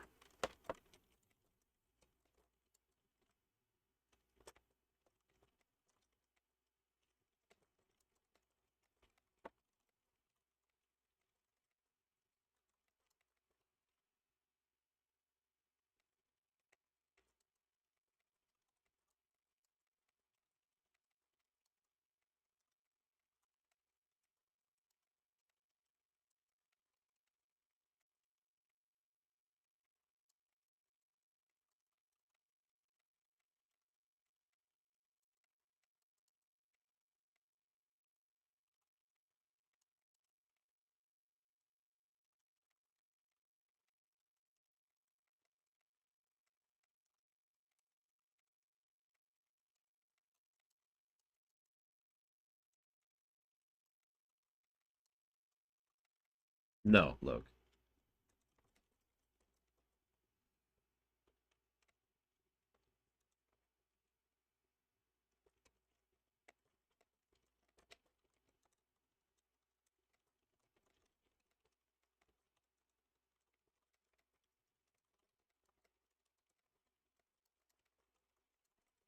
What is wrong with our hands?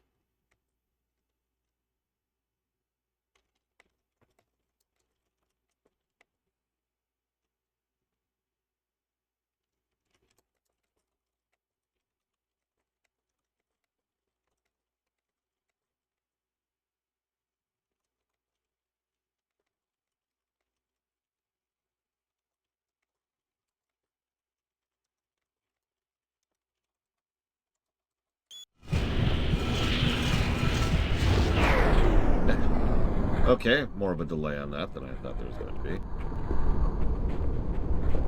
It's okay.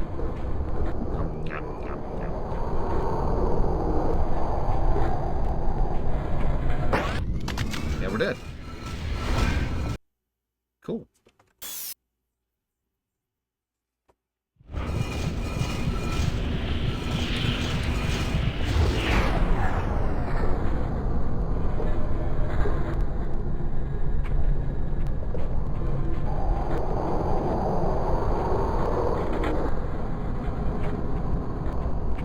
Not having control over turning the time stop powers back off again is also kind of irritating on the subject.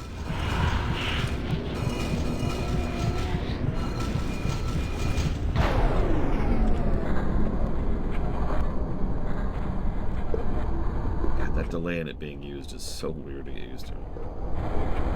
Thankfully, I don't exactly have to do that. Thank God. Could you imagine? It's okay, we'll never use that power again. I'm gonna get this jackhammer instead. Braka, braka, braka. You know, this game could have given us a jackhammer instead of a chainsaw. I'm just saying. Would have been glorious.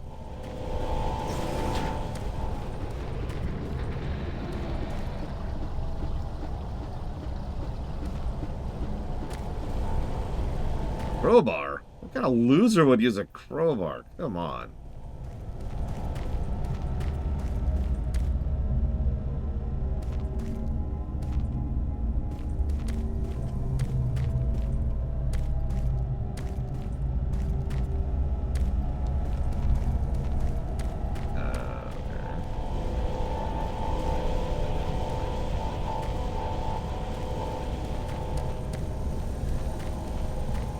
Vehicle.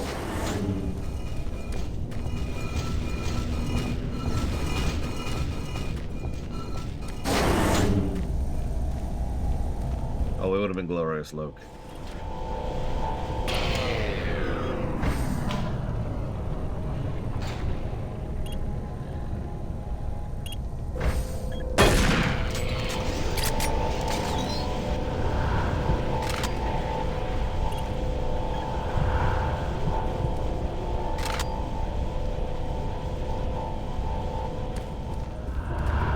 Bodies around here? No.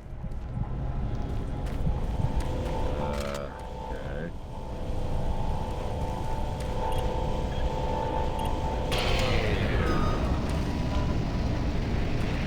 We're just gonna live with that. We're just gonna live with that. Help! Someone please! No! No! Oh no, he's getting killed horribly.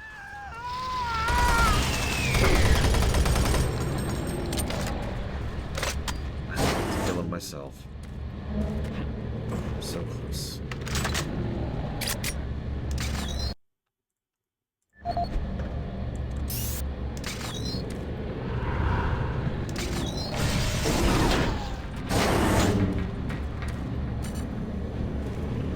I know a few people who aren't really doing super well.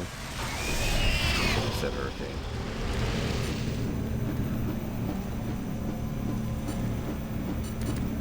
Nothing to add to that, really.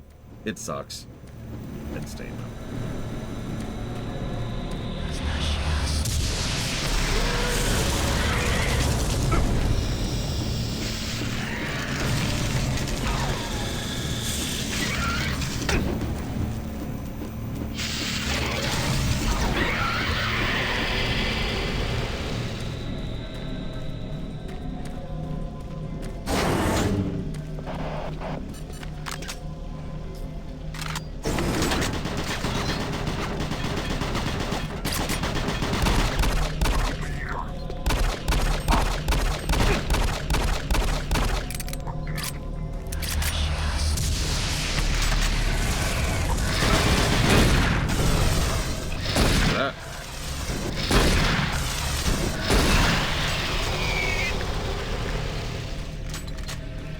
Nah, I hit him with the enemy.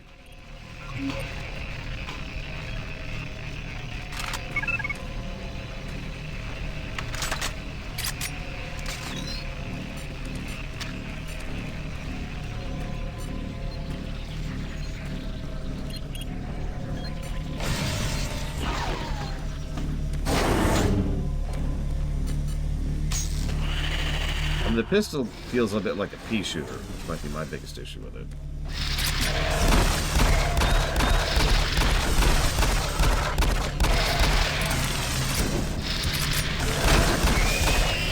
That was me taking down an imp with a pea shooter, and if you're hearing, I got several headshots in there, which I looked up actually does a double amount of damage. I don't think so. I can't use this guy. Maybe? Well, maybe not. Nope, looks like I can't feel the artifact with the possess. That's a shame. That does mean they've manually placed souls for the artifact. In other words, the only ones you can get are the ones that are just in the level. You can't get that out of enemies or whatever. It's an interesting choice. Speaking of.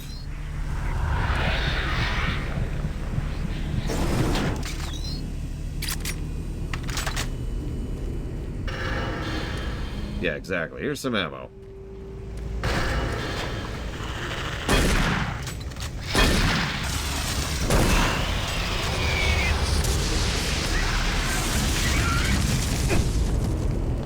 I believe infighting exists in this game, but there's so few enemies in sufficient states that I've never really seen it happen.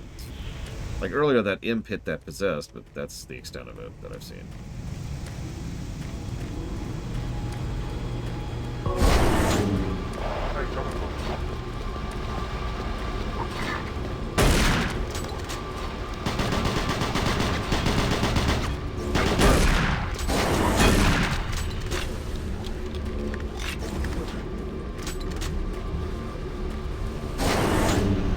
Well, it makes sense. The Soul Cube was not a demonic artifact.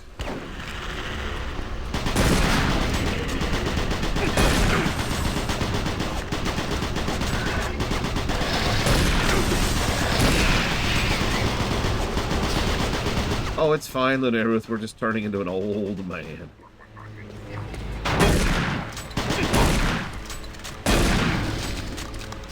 For real, I imagine it's affecting our entire body, not just our hands.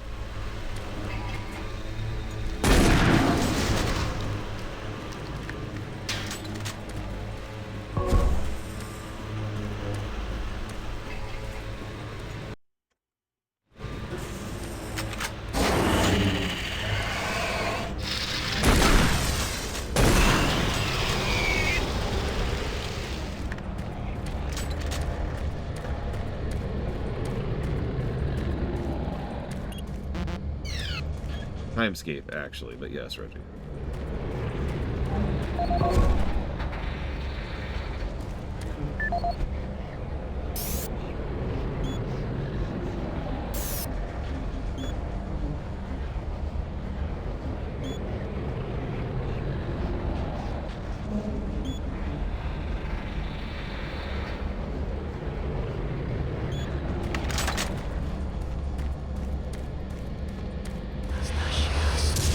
No, Parallel is actually Pistachio. I mean, is actually TNG. That's the one where Worf goes timeline hopping.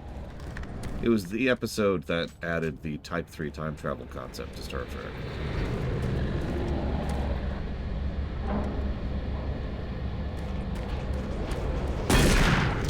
Good episode, but god dang it, did you have to do that?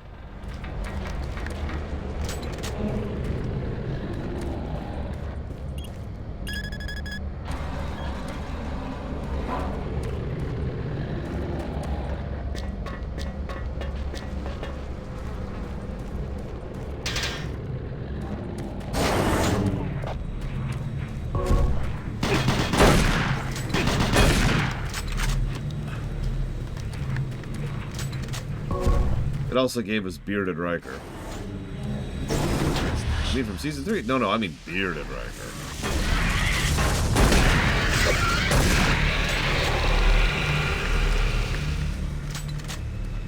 Yeah, Hobo Riker. Hobo Will? Actually, Parallels is probably going to be a purple episode when we get there, but still pisses me off.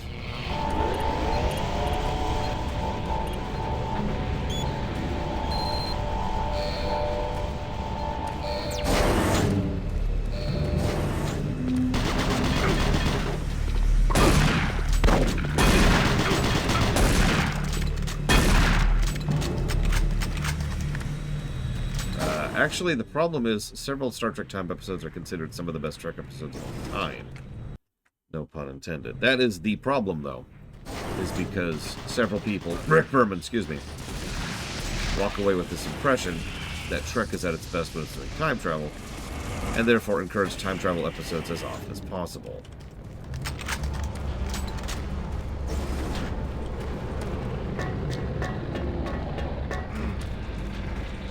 If you actually look at the numbers, TNG, for example, hardly had any time travel until it suddenly just, like, became a thing. And then DS9 and Voyager both had much more time travel. And then Enterprise had even more time travel, and you get it. We're not talking about Discovery.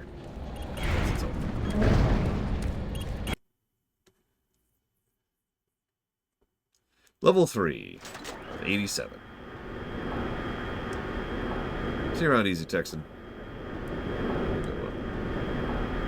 Every Trek time travel episode is good. Time's Arrow Part 2.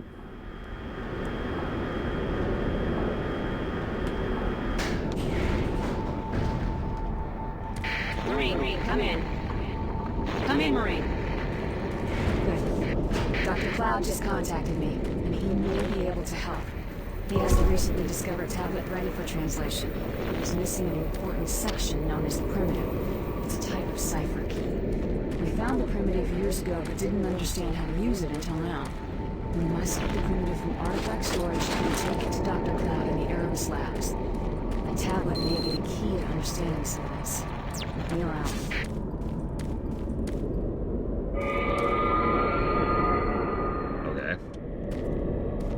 Are these dialogue red rooms?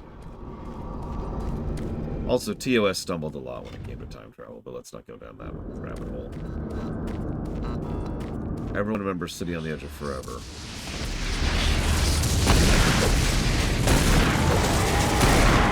Everyone remembers the episode whose name I can't actually think of off the top of my head. Or the Gary 7 episode. You know, I don't remember, Reggie.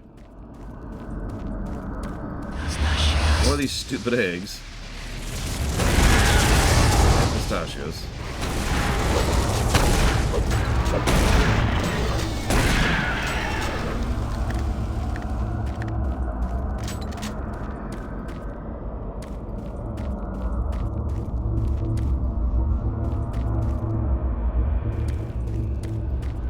Yesterday's Enterprise was solid.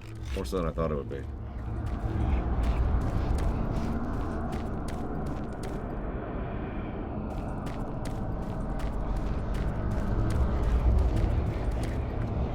Join us, Uthor. Join us in having opinions.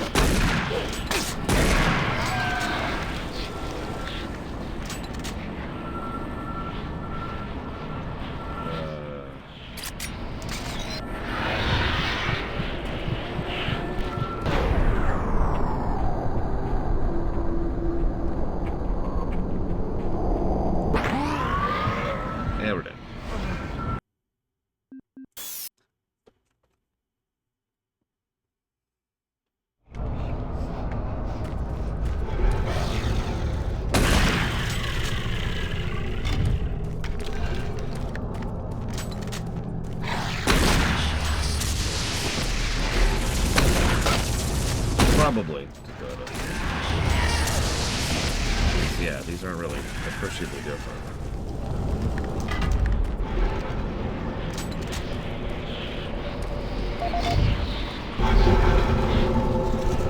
No, we're in the ancient ruins of the Martian people. So we're not actually in hell right now. I'm sure that'll come later.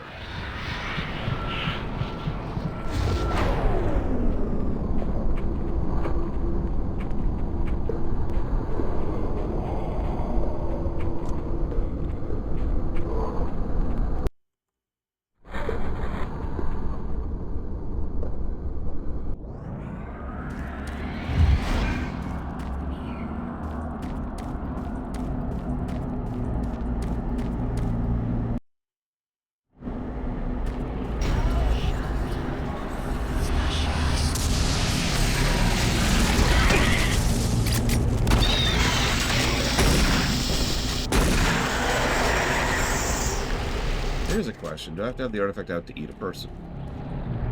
I do.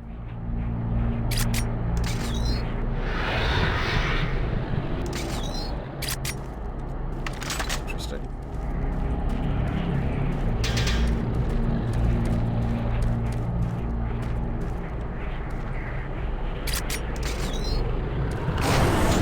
Looks like I can only bank 3 at a time, though.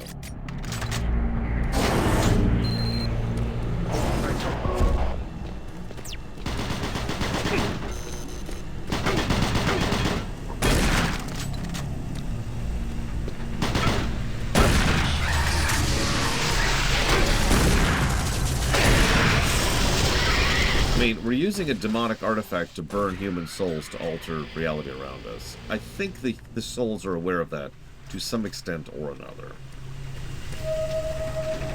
That would be logical. Horrible, but logical.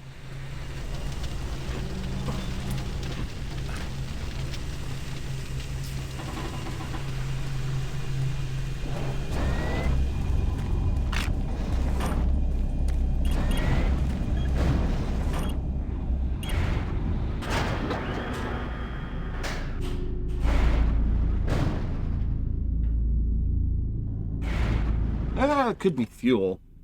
That's an interesting question. What does it feel like to have your soul burnt away like coal? So they're aware until we consume them. You know, until we use them.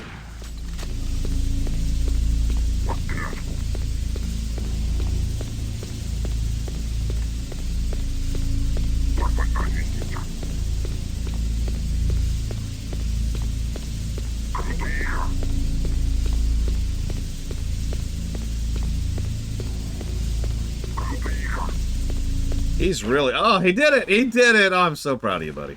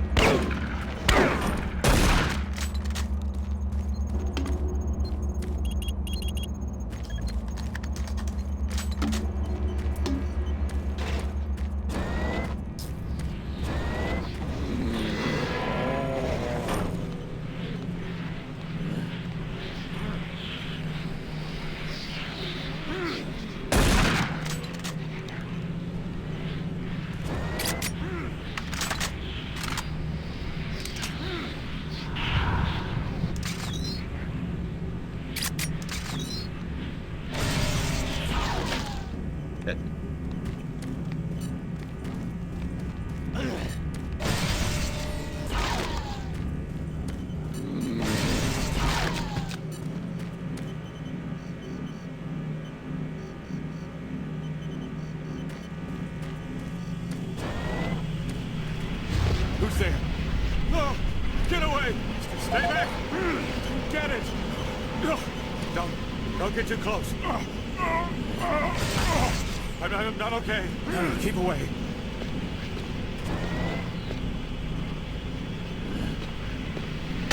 Ah!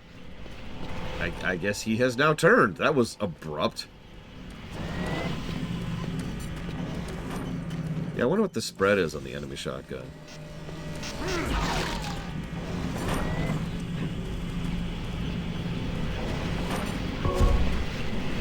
mean, the two are pretty similar, Czar.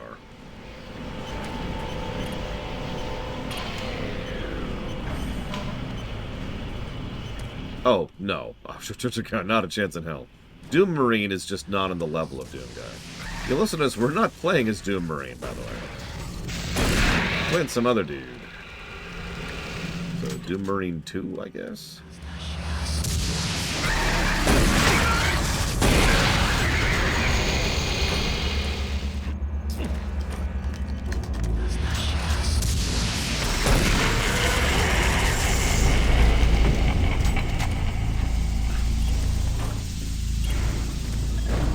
Guns like the gravity gun or the grabber is always going to depend on everything other than the gun itself, as weird as that sounds.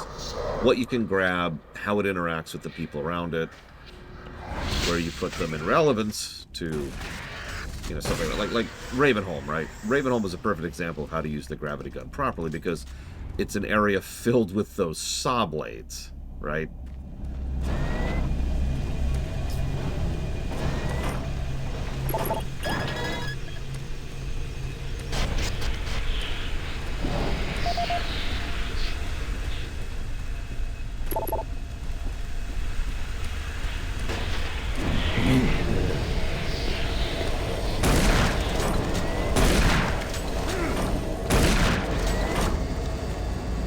Oh, that's a good question. Let's double check. Check the video we just picked up anyways. Doesn't say. My name is Lore Runner, apparently.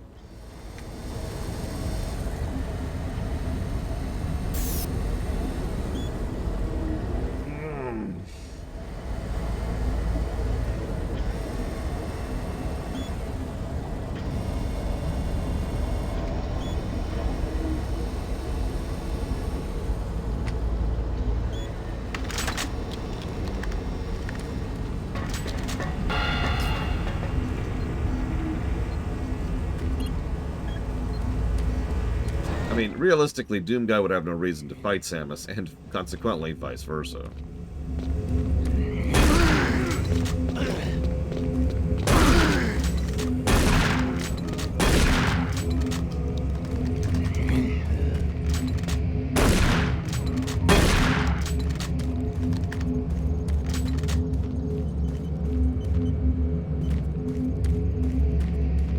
No, Samus is much worse than a demon.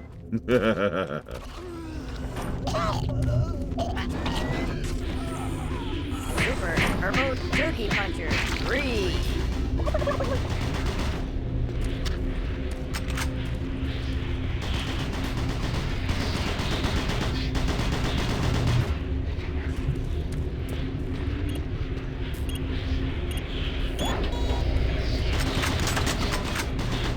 So, new shotgun.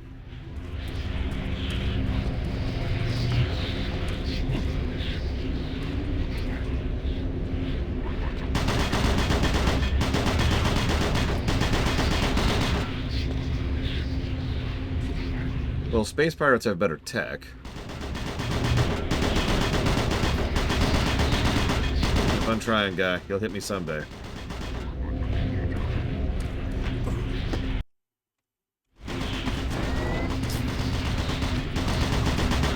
I'm over here now.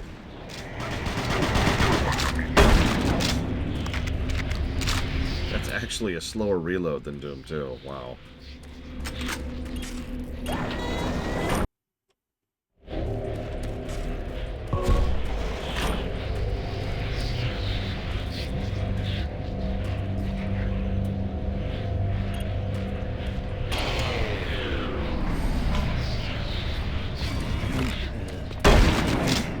How did you get in there? How did you get out of there? Why is this like a closet? I know we talk about monster closets, but I didn't think we were supposed to be doing that literally. You know?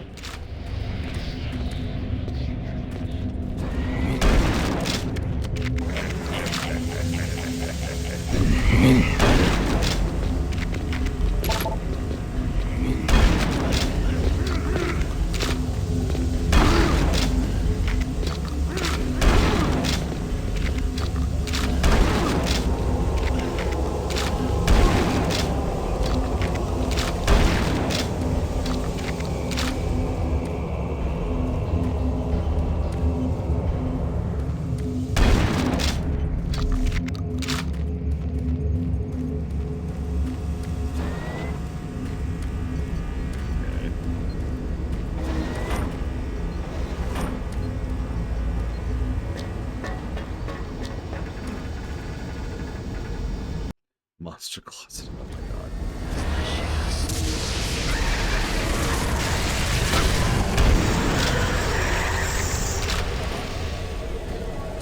Okay. That is a much tighter spread. Look at that, right there.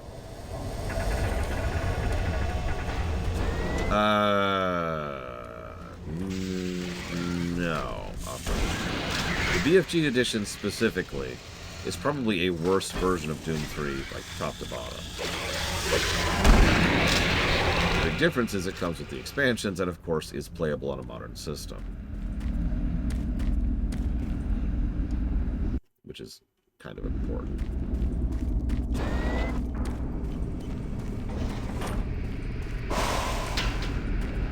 I mean, just the fact that this has unskippable cutscenes, whereas the original didn't, by itself is kind of a eyebrow raise, you know?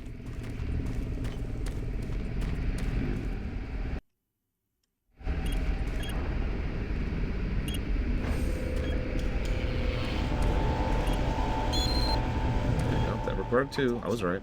Filtration system now active. Contaminants detected. Commencing storage containment filtration. Storage containment filtration complete. Remember, work safer and have a great day.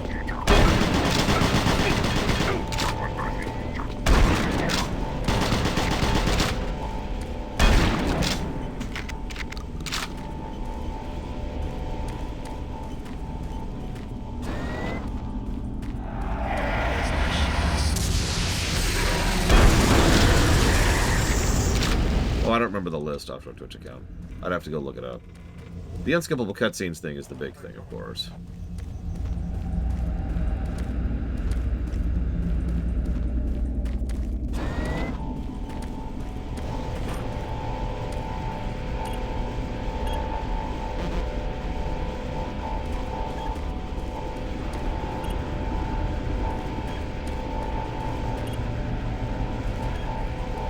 I don't remember the exact list of changes. I was looking at it earlier. I guess we could pause the game right now. We're not really doing anything. Let's see.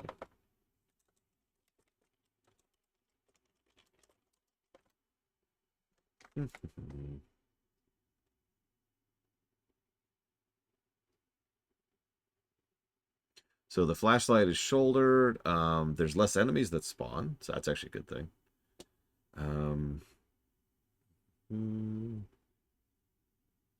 The chain gun apparently fires slower. See you around, Kinnex Cow. Have a good day at work.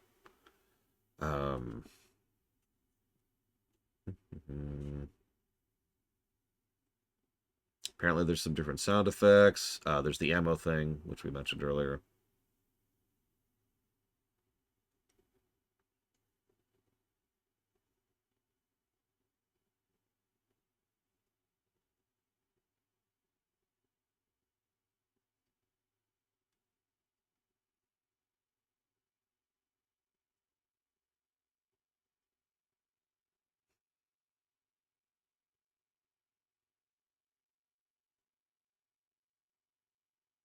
Apparently they specifically added light sources.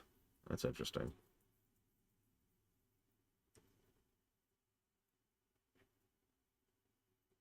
They removed a level from this expansion.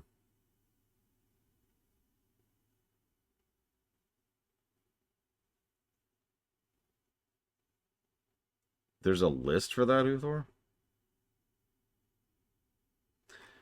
Well, maybe I'm wrong. Offshore Twitch account. Other than the unskippable cutscenes, it sounds like the BFG version is actually a better version, so ignore me. I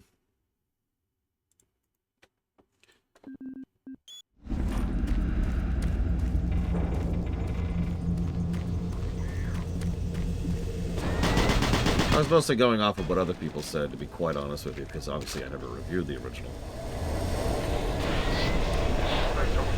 Wokeness rating. And which side of the aisle is maintaining that list, out of curiosity?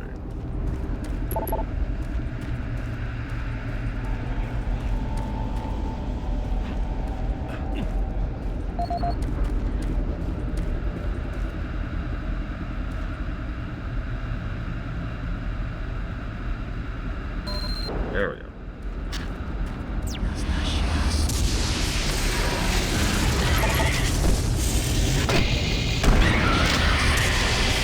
Reminds me of an anecdote, which I can say with vagueness. So, we're obviously getting absolutely spammed with trash. I actually forget what it's called. Stuff in the mail you don't want because it's trying to sell you on something. Anyways. Yes, the shotgun is officially a shotgun. Does it get its own positive? No. But anyways, so we've been getting spammed with spam in the mail. And one of them was, make sure to vote for... No, excuse me. Make sure to not vote for this one. It was a negative ad. And then it started listing all of the terrible, terrible reasons why they're horrifically evil and you should never vote for them. And I remember actually going down the list and reading the list and being like, these are all reasons I would want to vote for them.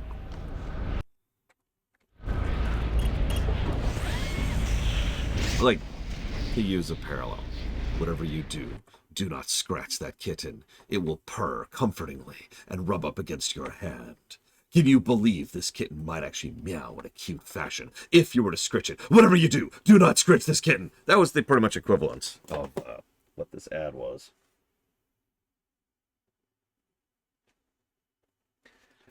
The visual design was hysterical, too. Like, whoever had designed it had never actually gone to a graphics school in their life.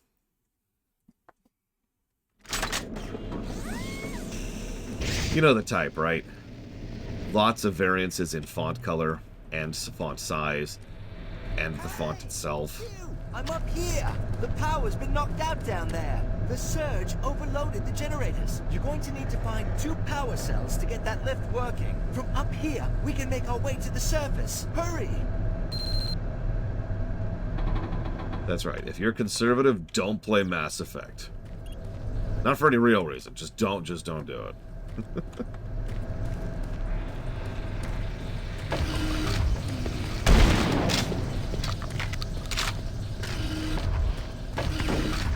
$26 pellet count. That explains the damage. Explains? Or you can't talk. Stop talking. Okay.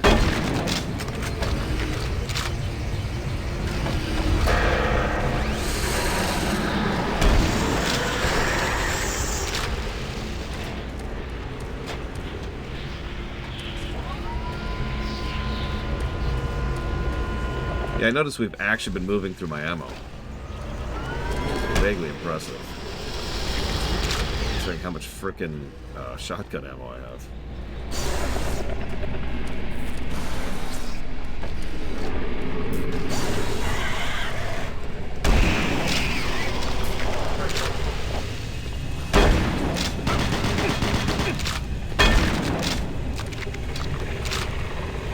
Oh, this looks like a fun place to go. I didn't realize they put Detroit in this game.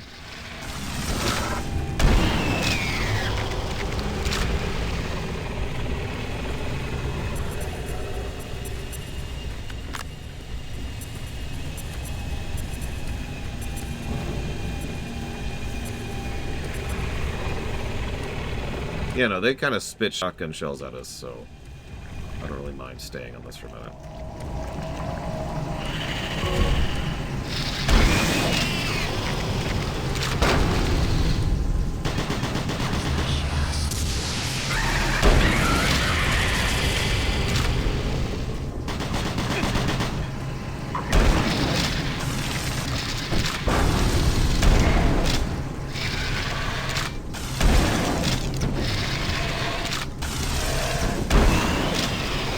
Looks like the Super is still a melee weapon, too.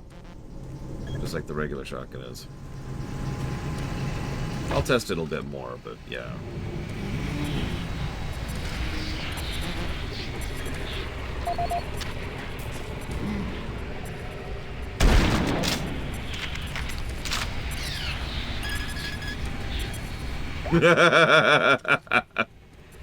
Beware.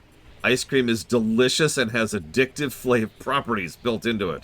If you continue eating ice cream, you will probably have an increased desire to eat more ice cream. Whatever you do, do not eat this ice cream. Oh, that's great, Larry.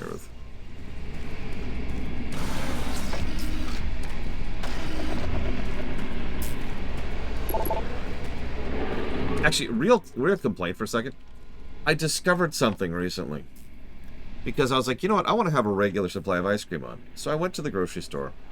And for the purposes of a couple of months, over the course of a couple of months, I started just trying different flavors of ice cream that were available at the grocery store. They all sucked. Like, every single one of them was just not really good. It wasn't what I wanted. Because they don't have the good flavors here, is what this is really boiling down to. Like, they have the generic flavors, and a lot of them are just really low quality, and well, that's it. What brand? Yes.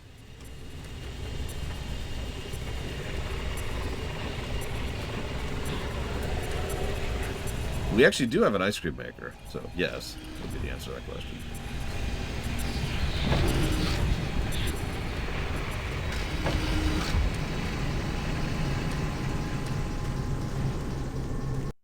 We do have Bluebell, and I wasn't a big fan of that either, but part of it is probably just the fact that, and Ross already knows this, we just have the worst freaking selection of food here. I don't know what it is.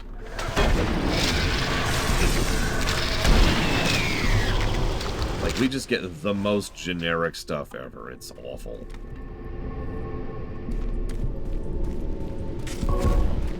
For everything, too. Like Doritos, we've got Cool Ranch, and we've got the nachos flavored, and that's it.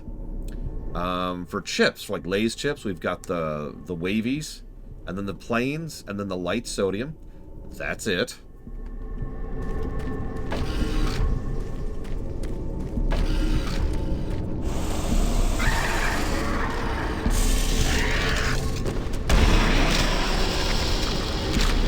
For Oreos, we've got plain and occasionally mint.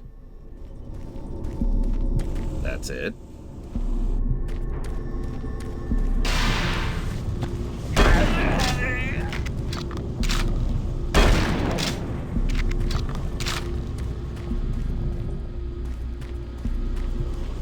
Oh no, excuse me. They do have the thin mints. My bad. Or not thin mints. The thin Oreos. Wait, there's a story to this game? Yeah, so far the story is Betruger invaded us again, and we found an artifact which let him in. And Jennifer Hale is leading the charge into, like, checking out the base again for some reason. And all of that was established in the first, like, minute and a half.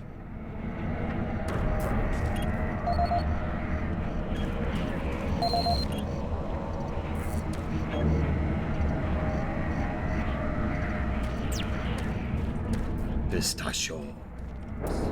I do love pistachios, unironically.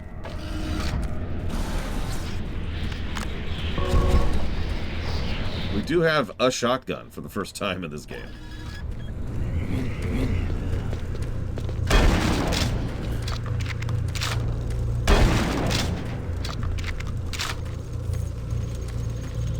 Yeah, have you noticed that the voice acting strike against the AI thing hasn't really been going anywhere? We may actually lose that one. We'll see. Hey, Petey Barlow. What's going on?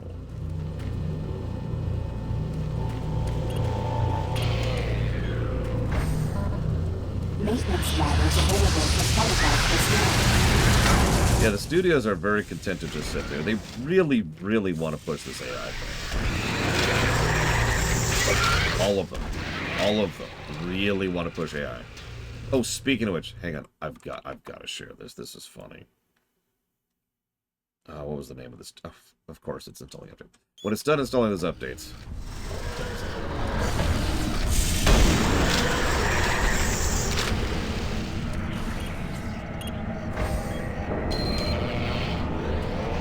a bleacher-thon?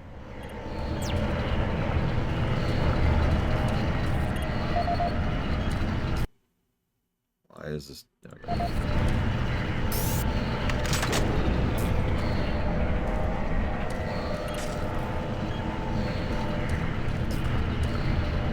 Oh, there it goes. Let's see.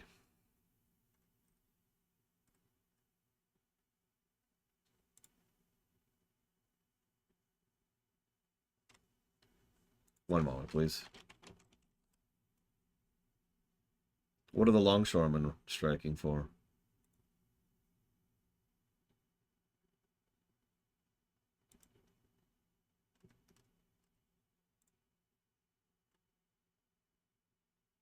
Jason M. Allen, who is an executive at a tabletop gaming startup, submitted an AI-generated painting to a Colorado digital art competition and won. Critics claim he cheated, but the prize winner didn't have much sympathy. I won, I didn't break any rules, he says.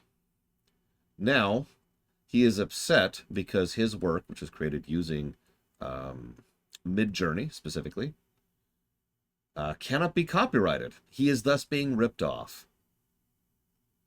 So, he...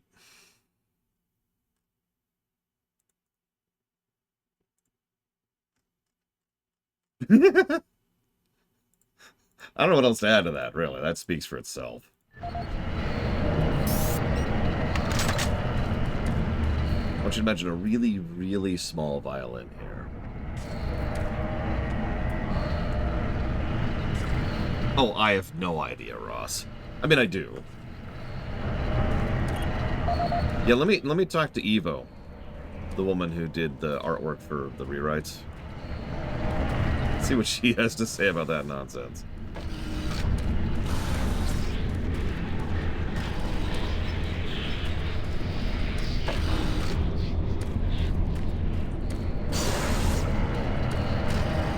Yeah, I know what longshore... Oh, okay. I know what longshoremen are. What I don't know is what they're striking over.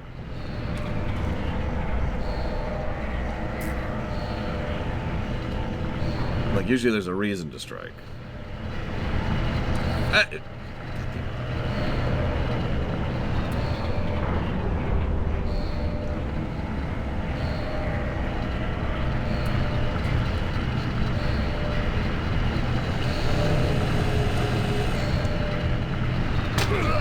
And we're dead.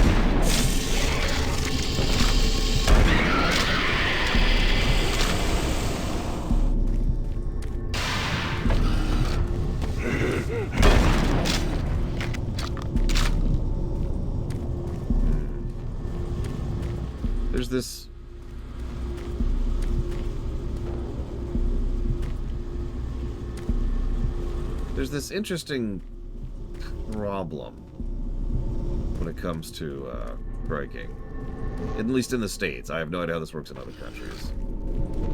Let's say that you are at a non-critical job and you decide to strike because you want better working conditions. The company could just say, okay, well, you're non-critical, so screw you. And that's exactly what they're doing for voice actors, for example. And that's not exactly the first time that's happened. So, yeah, nothing happens. You're out of a job. Your bills slowly pile up, and the company's just giving you the finger the entire time. And they've stopped saying, they've started saying the quiet parts out loud, right? How did I not? You know, like, they should be lucky they get paid a wage at all is something that has actually been said by people. So, yeah, the shame is gone, right? So, what's the problem here? Well, let's say you're critical.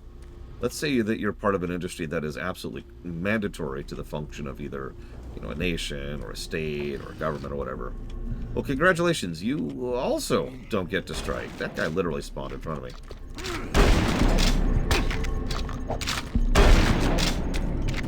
Because you're too critical. And we can't actually have you be striking.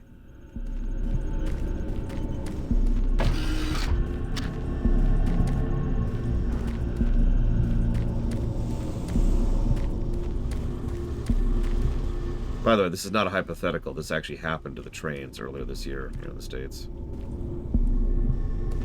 And yeah, air controllers, that was another one.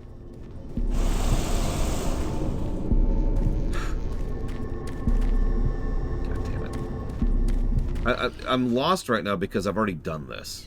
But I don't remember which point in time I'm at. And so I'm trying to retrace my steps in a way that isn't making sense to me. Like, the goal is to eventually have this thing right here. Okay, there we go. So now I have the access. Apparently I got that earlier. So now I go over here. Nope. Over here. There we go. Then we go in here. Run over here. Grab this. This guy. This guy. Get out of the way. Get out of the way. Get out of the way.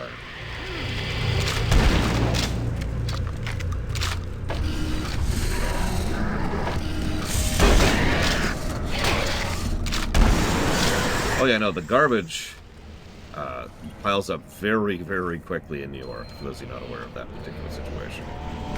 Save.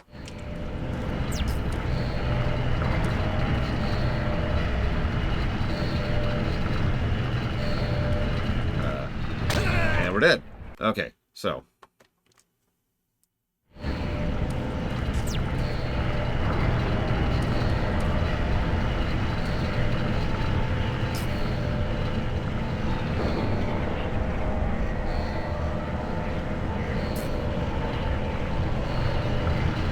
There's no way I'm going to fit through that. I don't know what the point of doing this was. Like, that's the point of squish, and then the gate opens after squishing me, and then it goes through.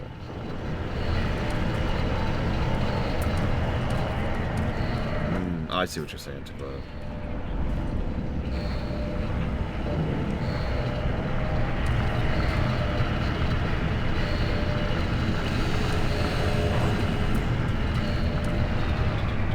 have the squish there then.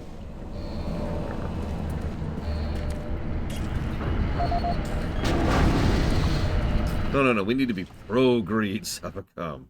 Green is eternal. We have an entire species mocking the concept, but no.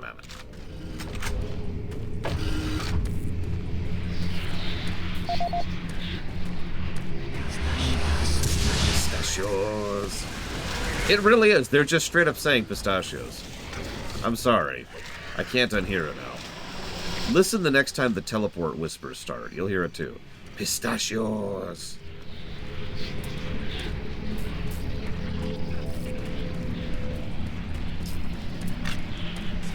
Seriously, listen for it. I'll go quiet the next time I enter a room, just so you can hopefully hear it.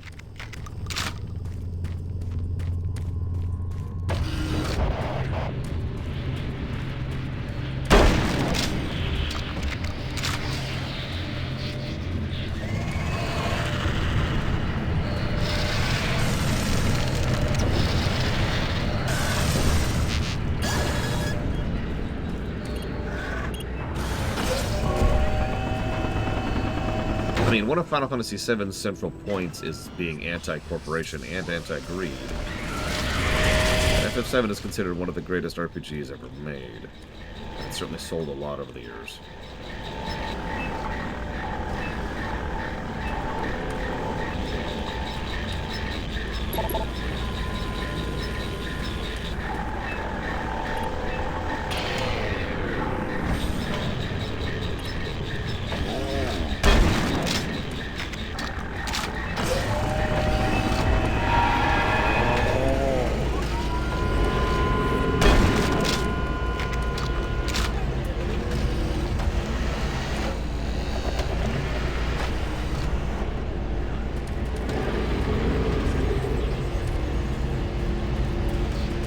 Yeah, or as a concept?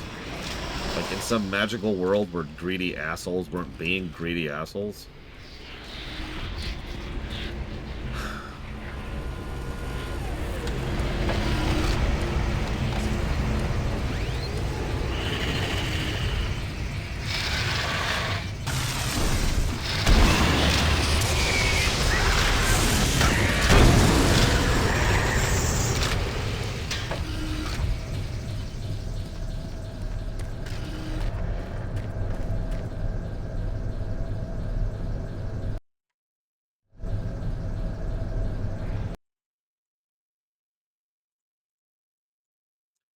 I cannot be in favor of AI art, even into like a truly idyllic Star Trekian situation. It's just ignoring all the many problems, most of which we've already been running through in real life. The fact is, it's just like it is stealing. It is effectively stealing. There's not really a good way around that, right?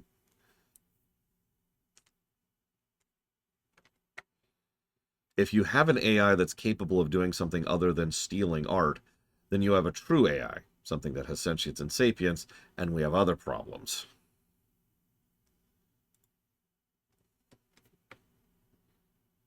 One moment, please. Because I was asked about The Last of Us.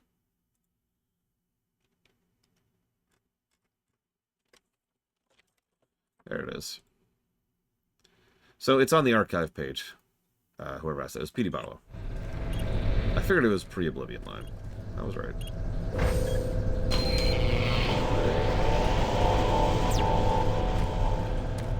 Yeah, there's a reason I try, and I'm not very good at this. I try to refer to them as bots rather than AI, because calling them AI is honestly extraordinarily misleading.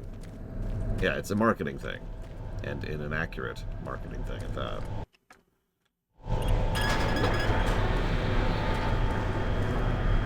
It's also been increasing the noise about the situation, which makes it harder to have a real discussion about it. It's on the website, Petey Barlow. I don't know if you could type !archive to get a link to it. I don't know if I've added that. You can try it.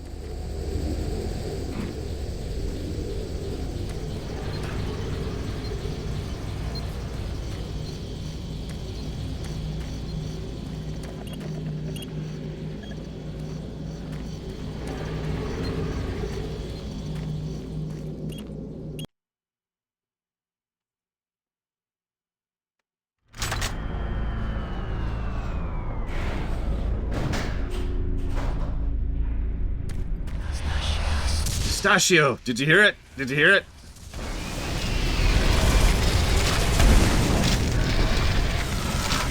I mean, a lot of my frustrations with AI boil down to how it's being implemented right now.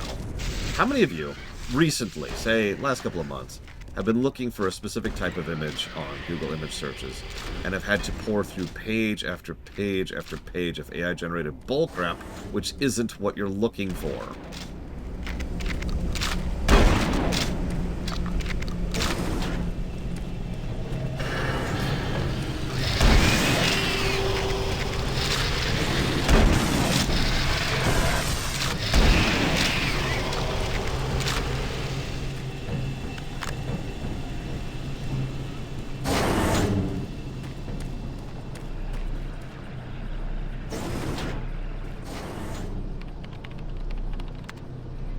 Frankly, I don't know if our systems can handle too many more of these power surges. We're working with old equipment here. If I don't have the primitive soon, it'll be too late. See? Told you he'd make it. Speak of the devil. Your Marine has the primitive. Let's get the computer started on the translation. Damn! Another surge. Still there? Dr. Cloud, are you there? It's working. It's all here. Amazing. Everything is right here. The invasion, the demons, it's all exactly the same as the ancient writings. Dr. McNeil, our assumptions were correct. The artifact is a weapon of unbelievable power. That explains Betruger's obsession with the ancient civilization. Yes, but it looks like there's more to all of this than we had thought. The ancients write of 3 unstoppable beasts, horrific and powerful demons they called the Hunters. Apparently a reference to their protection of the artifact. I'll contact you when I know more. Good luck. I'll be in the Phobos labs. This is starting to make some sense. Not only is the artifact a source of great power, it's also a gateway. A one-way portal from Hell to our dimension. I need to gather more information here, but Dr. McNeil is an expert on the ancient civilization. You must get the artifact to her if we're going to understand how to destroy it. Take the key to the armory. We may need some extra firepower.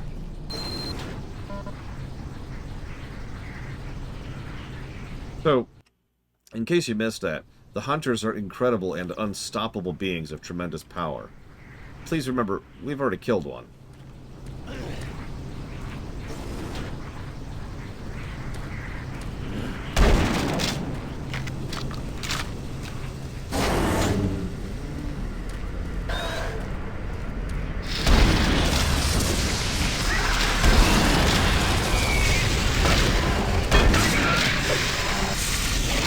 I've worked with too many systems in my day. Former network engineer. To not think that... So, let me explain something I'm sure not a lot of people really understand. People in general, especially higher-up people, don't want to think. They don't want to put their brains involved. They just want to set up a system. A formula, a calculation, a sequence, a series of red tape, whatever. And then let that run, right? Fire and forget is what that's called. Problem is, that doesn't work. It never has, and it never will. There always needs to be some kind of intelligence on top of that, providing some degree of oversight.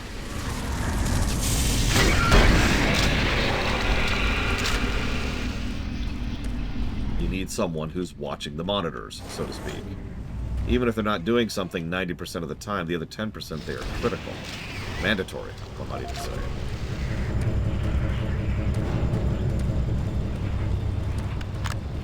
Anybody who's ever done programming knows what I'm talking about. Anybody who's ever done any kind of... yeah, I was about to say, not nuclear reactors is actually a really good example of this. Do you know how often they cycle through maintenance and repair manually with people in nuclear reactors? It's pretty common.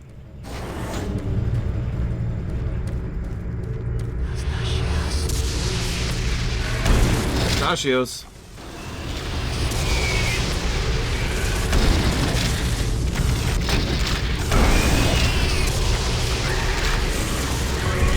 Honestly, yeah, actually. If in most good RTSs you just A-move, the computer will make the decisions for you. And what will tend to end up happening is you will die. Or at the very least, you'll take more losses than you should have. Hell, how many of you have ever seen the auto-resolve button in, like, a Total War game? Or in Empire at War, Star Wars Empire at War?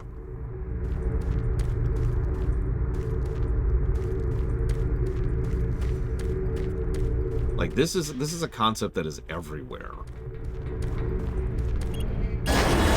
Real life has just proven over and over and over that you need some kind of intelligent oversight on top of systems. I'm not saying systems are necessarily bad, but you cannot rely on it totally. You cannot fire and forget. Hell, I've got a really banal example of that. When we were doing lawn work back there a couple of years ago, the people who owned this place previously, I told you some stories about them, did a whole lot of fire and forget landscaping. You know, they set up such and such, and then they walked away from it. And we were dealing with the mess that caused because they never maintained their gosh darn lawn, their yard. So the vines were everywhere. So the fences had started rotting and weren't actually keeping things out. And blah, blah, blah, blah, blah. You get it. Pistachios. God darn it! I want some pistachios now. I need my pistachios.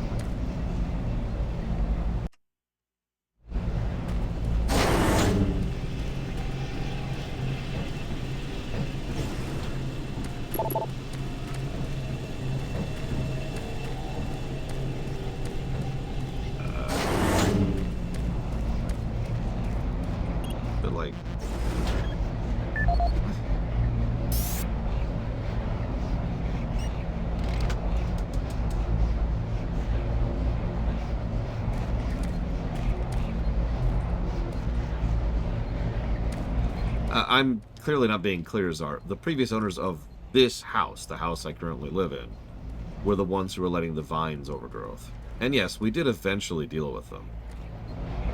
Let me tell you, that took weeks. Weeks and weeks. There it is. Of persistent effort. Because vines are awful. If you ever if you've ever had to deal, anybody's ever had to deal with vines, you know, vines are terrible to deal with. And there was some poison ivy in there. Not too much, thankfully, but there was a little. Oh, don't even get me started on that art campaign.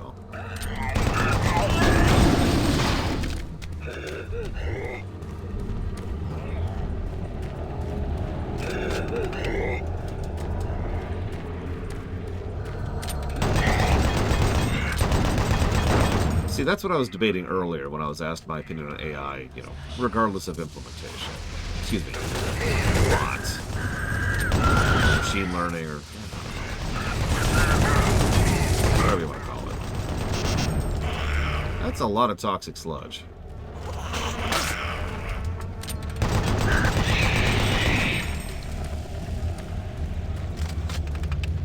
My personal favorite thing to do is to ask ChatGPT to review a game that I'm currently reviewing.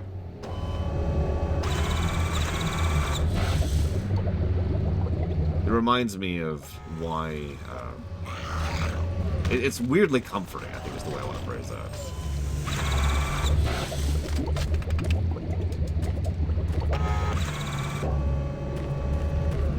Like... they're terrible. You know, that's the simplest way to put it. Those reviews are so terrible and non-informative that there's no information conveyed. And of course there isn't, because that's how most reviews are in general. Oh, apparently I have the suit on. Okay, cool.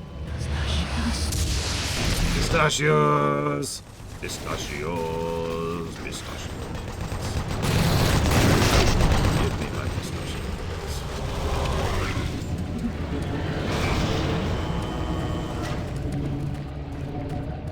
I mean, it will eventually start stealing from me if it can even find me. I think I mentioned once I was actually terrified, but I decided to go ahead and ask an AI bot who the Lore Runner was. Now, what it came back was mostly just exactly what you'd expect. Mostly misinformation and talking about the ruminations more than anything. But what I found funniest was I am apparently super popular amongst the Halo crowd.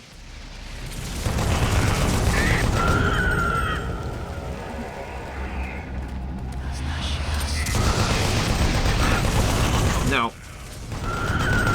that may or may not actually be true. I have no way of knowing, obviously, since I've only ever covered Halo once. But the thing that I found really funny about that is it specifically mentioned that I was well known for my extensive coverage of Halo.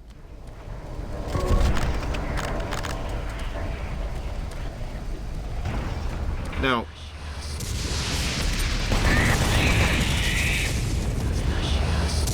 I actually have a theory about what was happening there.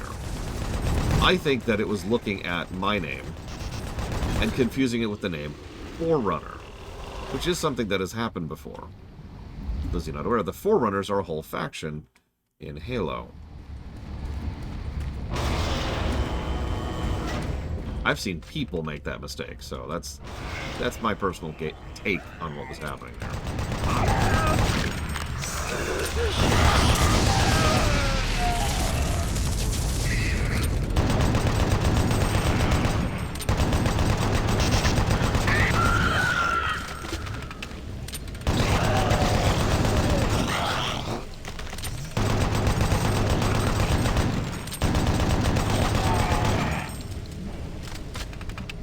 You know, I have no idea. Although, to date, my highest non-being rated by a major streamer stream, in terms of viewership, is Halo. Halo 1. First run, specifically. The very first stream. Yes, I have actually covered Halo 1 through 4 on camera. Those are current runs, even. That's post-Oblivion Live. Halo Reach is still, I think, my second favorite FPS I've ever covered. Although I do anticipate that's going to change in a couple of days here. Yeah, hunters are made of worms. We turned it into a joke, but that first stream was actually pretty terrible. I'd say, let's call it the third worst stream I've ever had.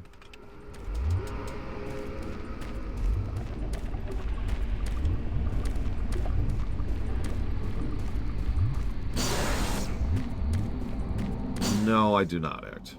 Do not trust that on an open channel, whatever it is. Yeah, the backseating was real. People were complaining and yelling, and there was a lot of why aren't you using fire damage going on. It was actually really, really bad. Like, again, I turned it into a joke, but it was really, really bad. You're probably thinking, which streams were worse? Well, Mario Maker 2, during which, like, I think a grand total of 3 people showed up, so it was the deadest stream I've ever covered. And the worst stream I've ever done was the original Final Fantasy 15 stream.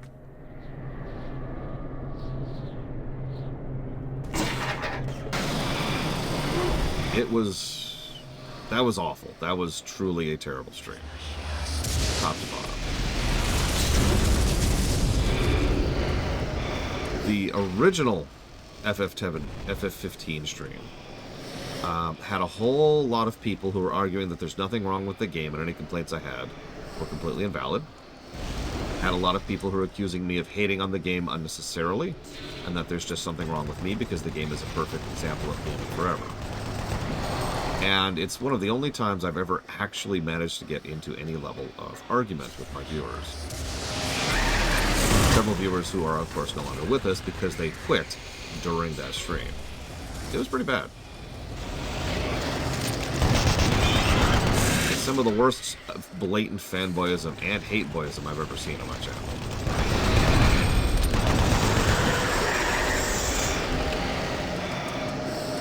It was awful. This is right after FF15 came out. This is before the DLCs were out, for a bit of perspective.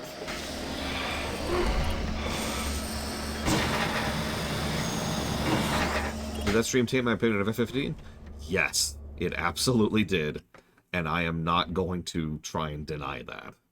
It wasn't until we went back to FF15, like a couple of years later for the lore run, that I was able to more, concretely make an actual opinion of that game.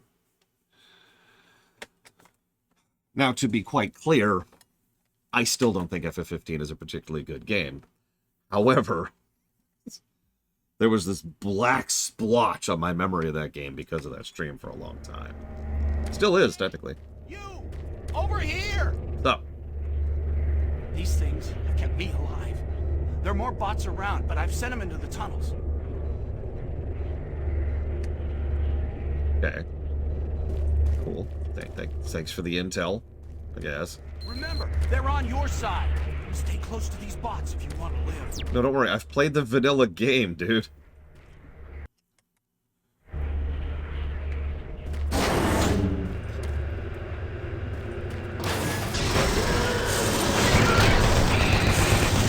Why did that go over here? I shot the barrel and it, didn't explode and lunged over to me. No, I have never and will never cover Destiny. We have a pretty strict set of rules for MMOs, even pseudo-MMOs, but also Destiny 2 can go directly to hell.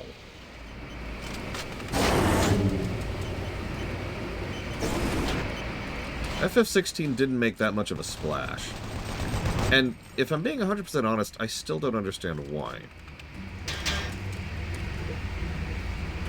Like, for the longest time, I assumed it was because it was on PS5. But they still sold reasonably well, and the PS5 isn't that rare. Also, it's out on PC now, and still isn't making that big of a splash, so I have no idea what's going on with 16. Really.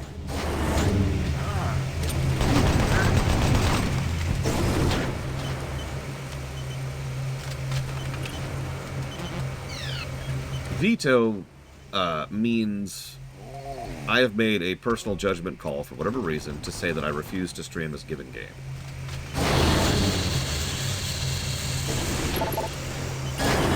The main reasons I tend to do that are because I can't procure the game, I can't play the game, and I can't stream the game, which is the basic requirements all games have to go through for obvious reasons.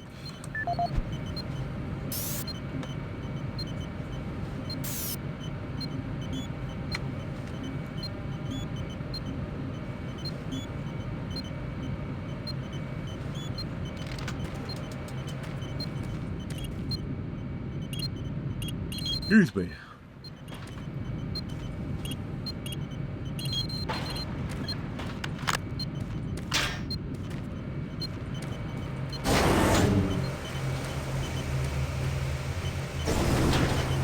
Well, admittedly, I am a pretty big fan of FF14, but I'll also admit that I kind of hate the beginning of FF14, so who knows? Yes, Franbo got the Black Licorice tag, the only game to ever get that tag. And the idea is to retain that particular quality. In other words, I don't ever want to review a Black Licorice game again, because we never should have reviewed that game, to be quite honest with you. Revenant! Revenant's dead. FF12 is one of the most Sunshine Syndrome games I've ever covered. I can even point to a very specific time at which FF12 suddenly starts being a terrible game.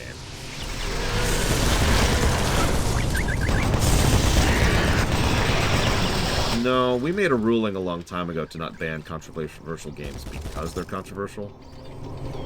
I may have a particular reason for avoiding a specific game that may coincide with it being controversial, but a game being controversial is not a reason we shut down games. We established that years and years ago because Ubisoft exists.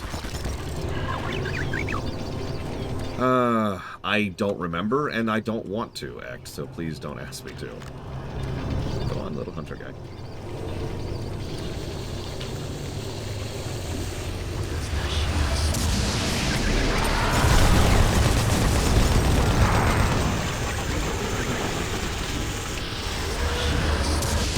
So FF12. Whoop, whoop, hello. Handling it. But apparently I need to get a little involved because they're just throwing that many enemies at us. I have and will continue to avoid talking about the sequel trilogy because of the noise around it, yes. But that is different. That has nothing to do with the review. In fact, I actually hope to review the sequel trilogy someday. Legitimately. It's a bucket list thing of mine.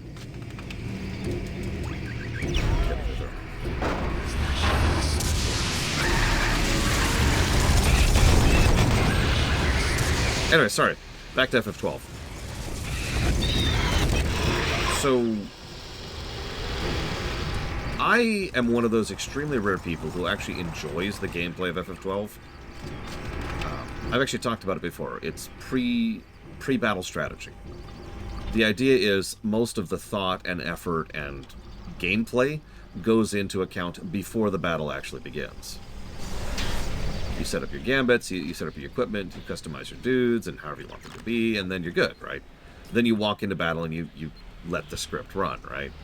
And then it fails miserably because you screwed up something, and then you have to fix it, and you get it. Yeah, exactly, Blade Jamal. And I love the gambit system. There's a reason I call that mechanic a gambit system to this very day. So, I actually rather legitimately enjoy the gameplay, for the most part, of FF12. It is a little slow, especially before you get auto-hasting on everybody, which is practically mandatory at a certain point. The story I am mostly with. Oh, my neck. Very mostly. There are a couple of hiccups, but for the most part, very net positive when it comes to the story.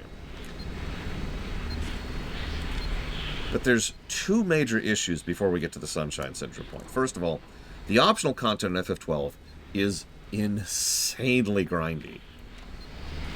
We all, of course, are... we're familiar with my opinions on FF10's mini-games and optional content and grind and how much that's going to tank that score. But let me tell you, FF12's is actually worse in most ways. That's really gross. I'm going to look away from that for a second. FF12's is awful. The first few hunts are actually really good. Interesting, fun. Go fight an optional boss, get some extra lore. Cool. And very, very quickly, as in within about 8 to 10 hunts, you start running into the, you're 20 levels higher and with really good gear, right? Hunts. And then there's all the other crap, and all the other crap is just even worse. There's some really, really bad minigames in FF12. Then we have to discuss the Giruvegan point. I almost called Sunshine Syndrome the Giruvegan point, but Sunshine Syndrome sounds smooth. It has a bit of ring to it. There's a specific part in FF12 where you go to a location called Giruvegan. Now, everyone disagrees on when exactly the point is when FF12 stops being good. In my opinion, it's when you leave to go to Giruvegan. Can you shut up for 5 seconds? Thank you. So to explain this in non-spoilery terms, you're in a town, you've just done a major story sequence, you recover in the town, then you go through a dungeon area, a puzzle area, a dungeon area, brief cutscene, dungeon area, worst dungeon of the game, dungeon area, 3 bosses as we're going through here, very little story as we're going through here, find effectively nothing, big reveal moment, then you have like a ton of cutscenes, and then the pathetically terrible, wrong one, then the extensively boring, grindy last dungeon, then the actual last dungeon, which is the pathetically terrible one, then a pathetically terrible last boss, then you're done. All of that sucks, in my opinion, from both the gameplay and a story axis. There are a couple of asterisks, a couple of individual scenes, which are good in that sequence, but otherwise the whole game sucks from that point onwards. And that's FF12 in a nutshell.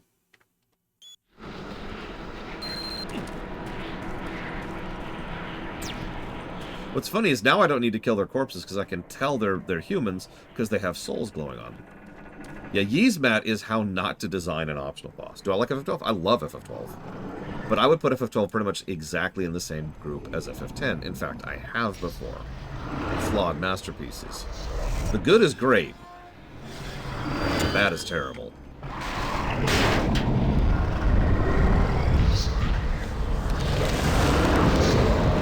I think that might be a weak spot.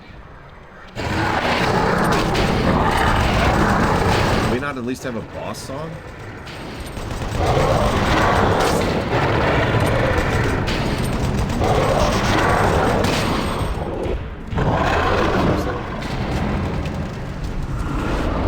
What's really funny, and I swear this isn't on purpose, but I can name several games that exist in that flawed masterpiece thing that are in the FF series. Can you guess all of them, Ross?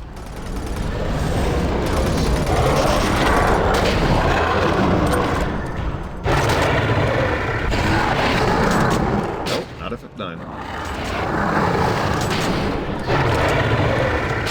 Not Tactics.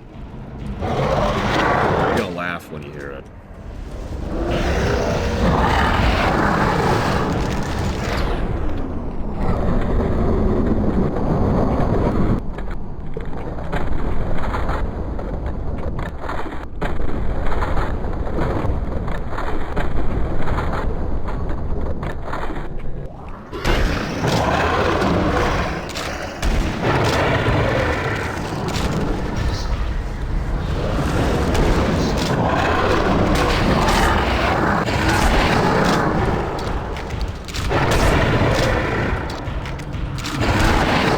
There's only 3 of them. N, N2, 12.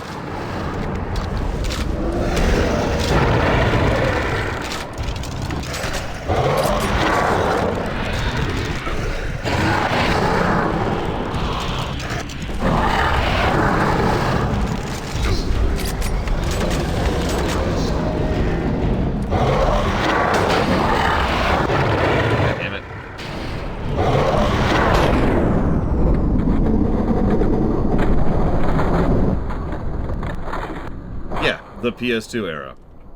Like I said, you're gonna laugh when you hear it.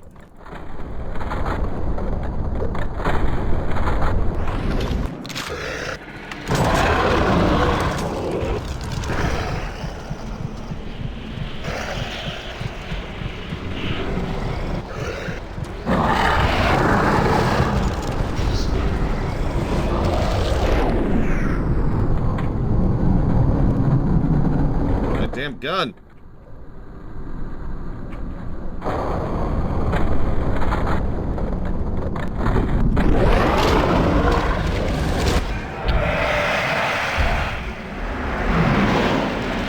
Yeah, each one has a different flaw.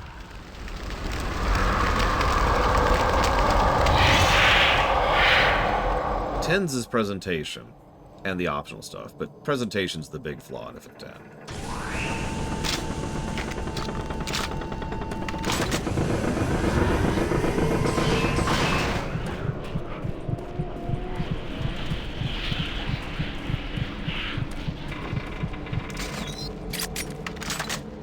Wolves is the fact that it just stops at a certain point. 10-2s is cotton candy. I think that's what we call that.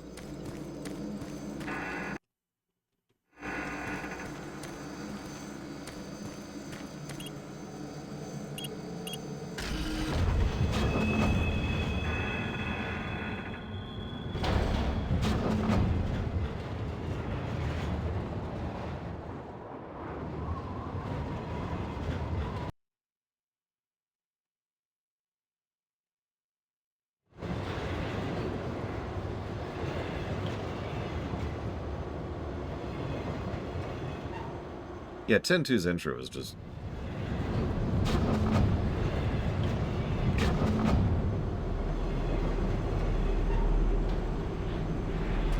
Hello, Marine? If you're hearing this, listen to me.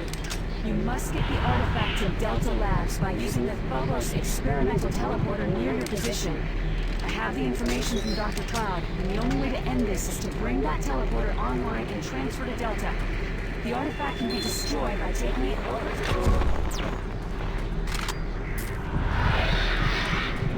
Anyways, the difference between a flawed masterpiece and a masterpiece is that FF10, 10-2, and 12 all require massive asterisks to even recommend the games, right? Like, you've watched the first 5 minutes of FF10 too, right?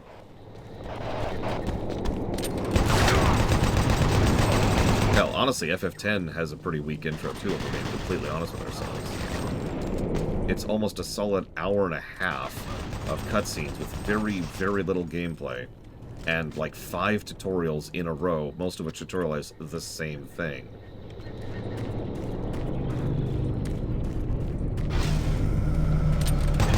I've been through that recently, because when I was getting footage for my FF intro reel, I played all the way up to what I consider to be the first actual boss of FF10, which is like 2.5 hours in. That's knowing exactly what I was doing.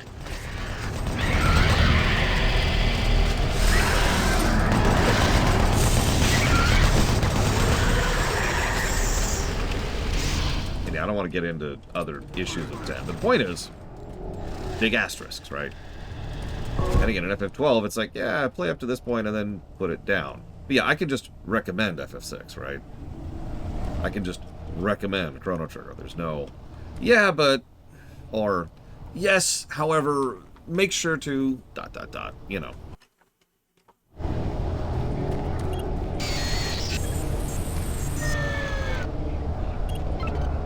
Low power.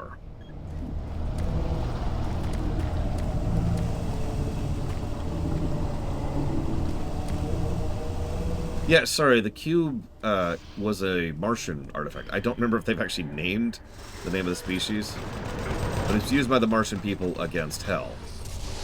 The Guardian was designed to hide the thing so that nobody else could use it against the forces of Hell. Yeah, Breath of Fire 3 is actually a perfect example. Breath of Fire 3, do I recommend it? Yes, asterisk. And I do, even to this moment. A lot of my issues with BOF 3 are removed by virtue of including knowledge, either through a walkthrough or someone walking you through it, or just knowing the game. EU4 would also qualify as flawed masterpiece, I think. Because that game is a really, really good game if you know what you're doing. And it more or less mandates either having people actually walk you through it, which if you remember is exactly what I had, or just spending hours and hours and hours and hours on the game. Thank you, Percy Place, for the sub. As always, much obliged and much appreciate. If you know what up to 3 things you want to put that towards, please let me know. I mean, yeah, that is a lot of Paradox games. Some of you probably don't even remember this, but way back in the day, well before the Oblivion line, I did a stream which was Help Me Learn EU4. And I had several people pop in who knew the game, who already understood how it plays and how it works and how to do stuff. And they were my tutorial. You guys were my tutorial. Yeah, I know Andrew was there for that stream. And that's how I learned EU4. And it actually was awesome because, you know, I was able to learn it and enjoy it and have fun with it. But I needed that. That initial hump had to be overcome.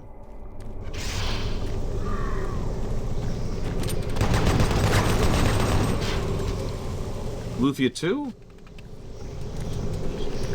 Lufia 2 is a game I think I would just recommend.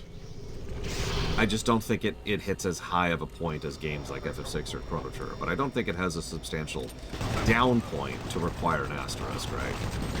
It's just, here's a good JRPG, play it. As opposed to, here's a great JRPG, play it. It's because they're too expensive, Petey Barlow. Pretty sure I put those under the can't get category. And I have a pretty hard rule that any game that costs more than $60 to get used is a game that I'm automatically vetoing. Most of the exceptions to that are either games that are historically significant for some reason, or games that I happen to already own because I bought them when they were new. Like the Dragon Quest on the DS, for example.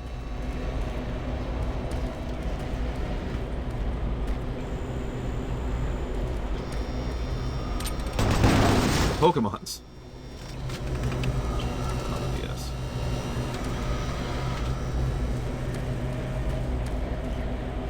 That is something that might happen someday, Ross. I mean, we're already possibly pulling Time Splitters off they can't get. Haven't looked into that yet, but I will someday. Oh, my PlayStation and stuff. Hooked back up.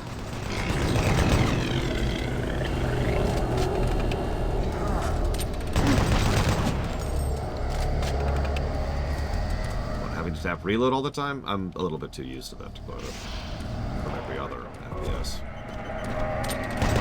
And I play Call of Duty games. We'll be talking about that when it comes to Doom 4 as well. How many of you remember Call of Doom?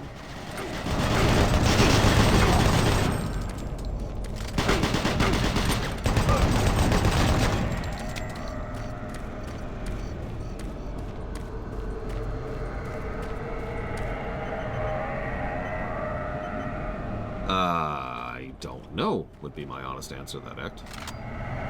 Oh, the plasma rifle? I do not. I switched the SMG for a while. Actually, we're doing alright on shotgun ammo. We'll use the shotgun for a minute.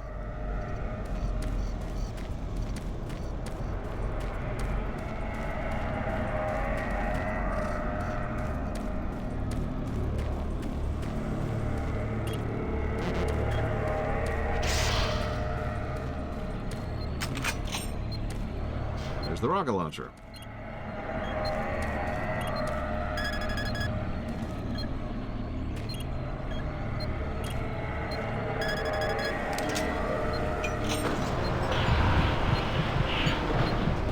Yeah, exactly, Andrew. Please select teleport destination. Well, there's literally only one place I could go this time. We should probably pop a save anyways. This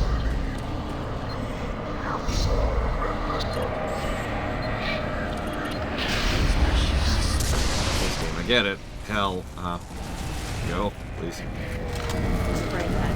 I need to find a way to reroute power to the teleporter. Take the Skytran to the research sector and I'll meet you there. Can I go fight the Hell Knight, please? Thank you. Pistachios!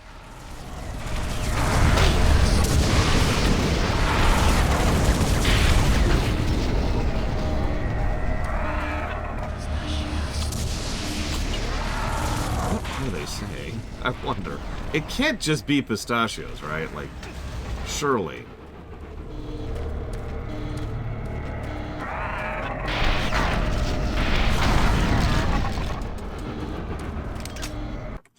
You got it, Percy Plays. One moment. So that's going towards Dead Space 1R. Well, EG3. And Fallout London.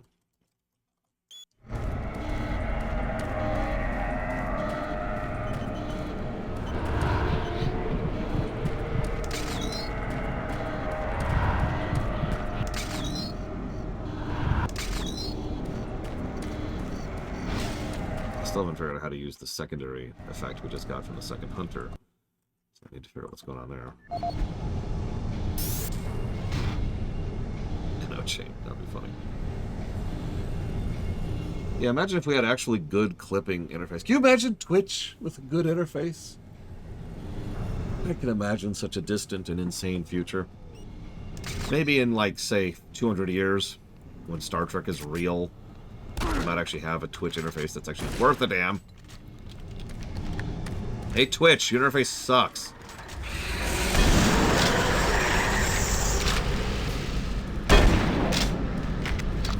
And there's only two kinds of responses I would get to that from people who work at Twitch.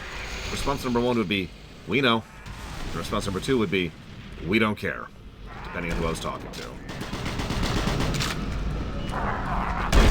Can we make more money by increasing the interface? Nope. Well then.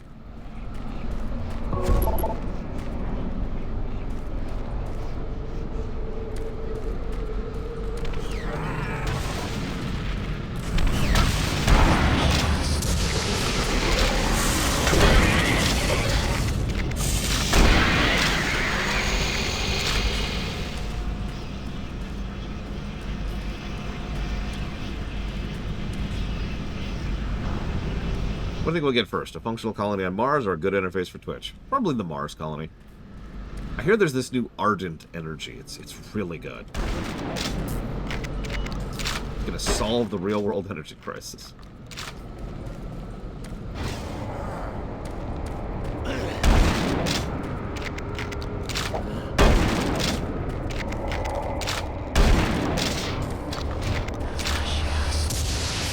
Pistachios!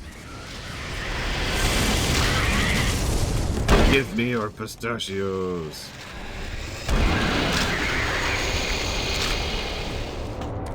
What's really sad is if you think about it from a purely mathematical input-output level, Ardent energy isn't 100% efficient, and so the amount of people you have to torture to make Ardent energy happen is probably not worth the amount of extra energy you're getting back out of them from torturing them, right? In other words, it's less than 100% efficiency, which means it's probably a dead end anyways.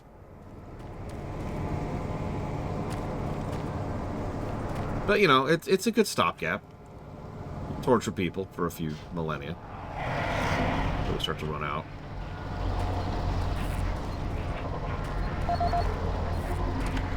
PDA. And, oh, that's actually bad. I apologize. That was bad flickering. Well, so...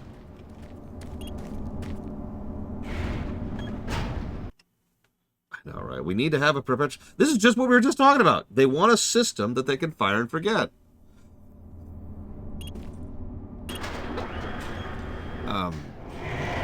So, canonically, in Doom 4 and 5, and thus Doom 1 and 2, retroactively, demons don't have souls.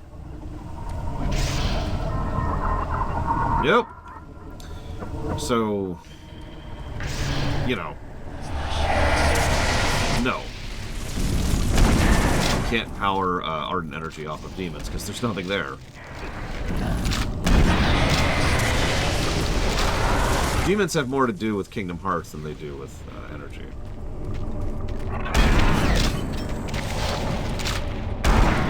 And that sounds like a joke, but it actually isn't. Demons, I'll go ahead and give this away. Demons in Doom 4 and 5 are what's left over after you rip out the soul. So they keep getting new demons, you know, raising the ranks of their armies, and they use those new ranks to then conquer new worlds. They literally try to drag them into their particular dimension. And then, you know, take all their souls, the souls become the energy, and then the bodies, whatever's left over, becomes the demons. Yeah, exactly. It's a Kingdom Hearts thing, Ross.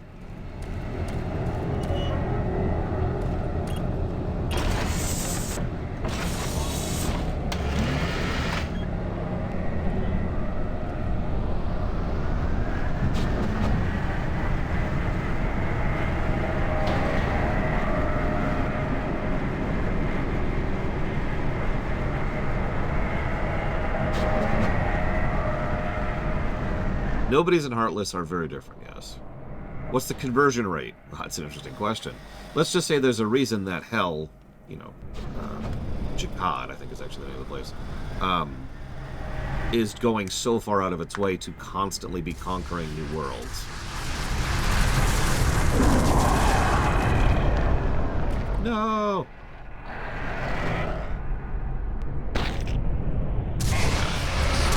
What did he ever do to you? Did the tram literally pause to let him do that? Oh my god. The tram was like, hang on. Let's let him cook. Let him cook. Okay, we're good. Continue.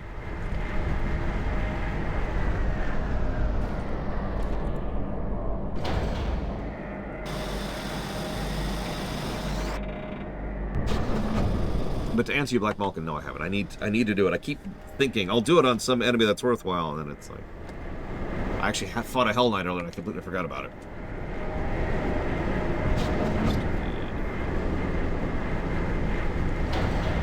Yeah, the Heartless are the hearts, and the Nobodies are the people with the bodies.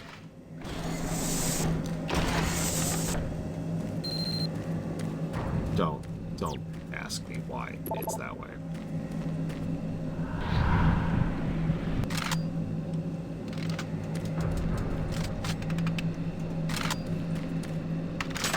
Well, good news is good news. Bad news is bad news. I am sorry that you're dealing with that. Oh my god, ah! Why? It's control. That's what's doing it. Yes, nobody's... Though, there's something I'm kind of irritated about in Kingdom Hearts lore. But the way it works is, a heart is functionally... For all intents and purposes, when they say heart, what they mean is soul. Thus, if you have your soul ripped out of you, you keep going as a soulless being. However, you can then generate a new soul. And that's its own thing.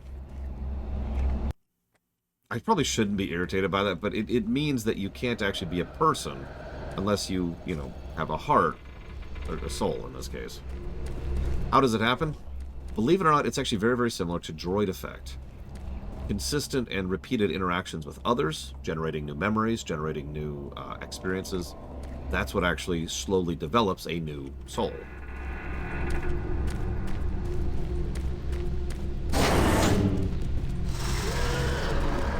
Boomerangs. Oh my gosh.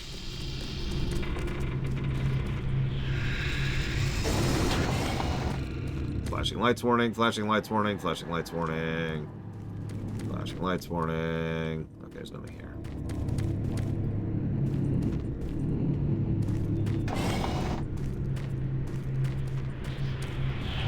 There's a lot of that in this game.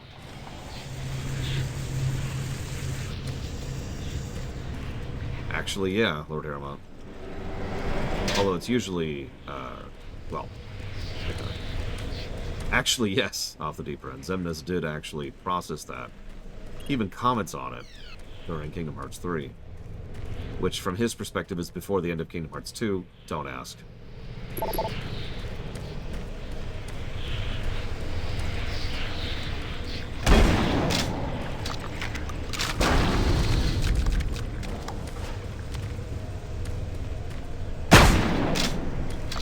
That is some strong glass. Wow, okay. At least we got plenty of meat moss.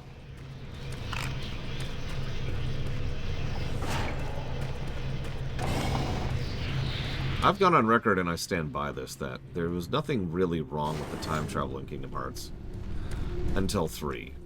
3 just added unnecessary complications, essentially for its own sake. And you know me, I don't like that kind of thing. Let's just make this complicated. Why? Because we want it to be more complicated. Why? Well, because we want it to be more complicated. Why? Well, because... I think Kingdom Hearts would have worked better if we got rid of the time travel in 3, specifically. However, if the choice was have all the time travel or none of it, I would go with none. Did I miss something in here? No? Okay.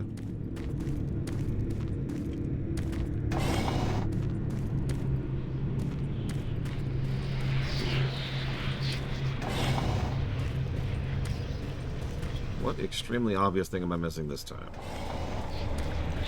It's always something extremely obvious. Is it pistachios? I bet it's pistachios. Listen, hell is broken loose, Percy plays. Literally, in this case. Behold, the most hellish of all possible things.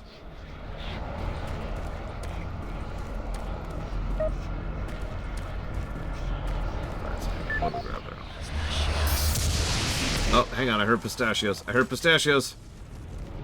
Right.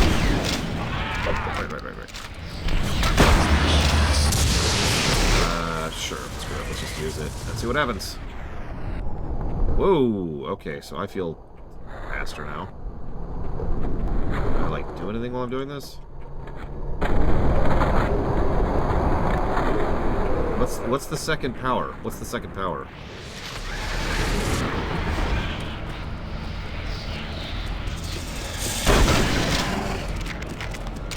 I once heard someone describe time travel. I think it was Sci-Fi Debris.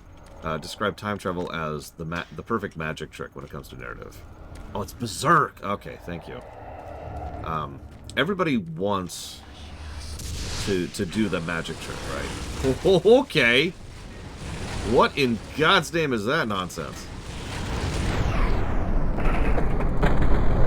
What's with the TV?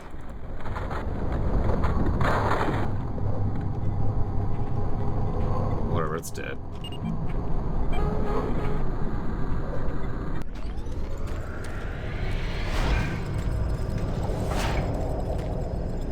Sure, Reggie. Hit me.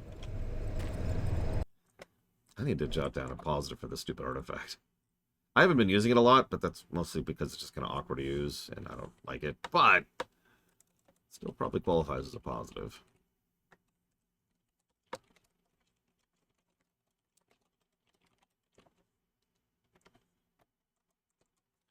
What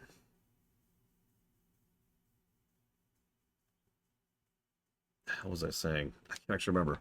Oh, time travel. Time travel is the magic trick. Everybody wants the perfect magic trick, but it takes a tremendous amount of time and work and effort to set up, build up, and then pay off, right? And most people can't or don't accomplish that.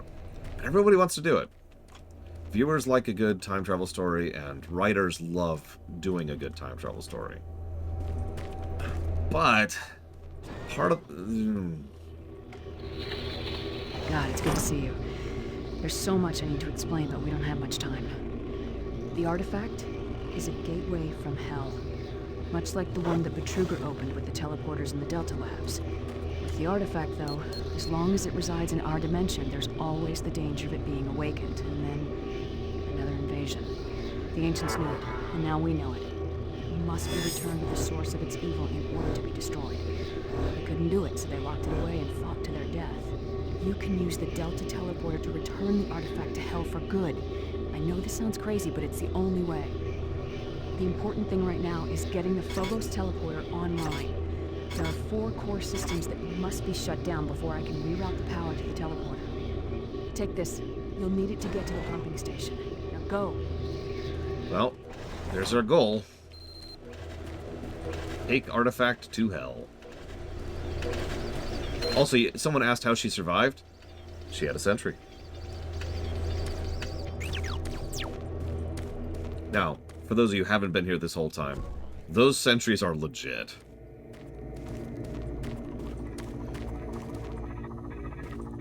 Anyways, that's why a lot of people keep doing time travel. Hell, I have time travel in my settings, although I am really particular about how it works.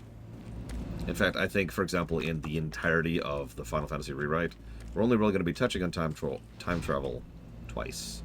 Once in FF1 and once in FF8.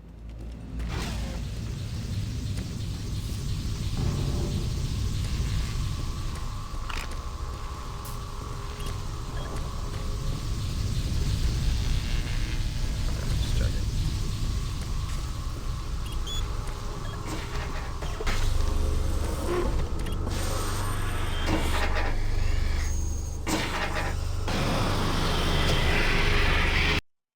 What? Oh, jeez.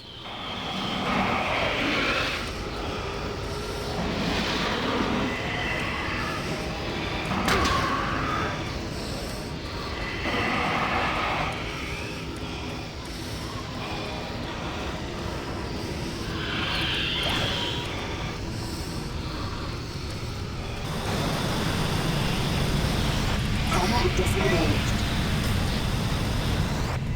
Pump station shut down. Sensors are showing the pumping station offline. It's running out. Now shut down auxiliary power to the research complex. You know, that's a good question, Black Vulcan. Maybe there's a power issue? I don't know.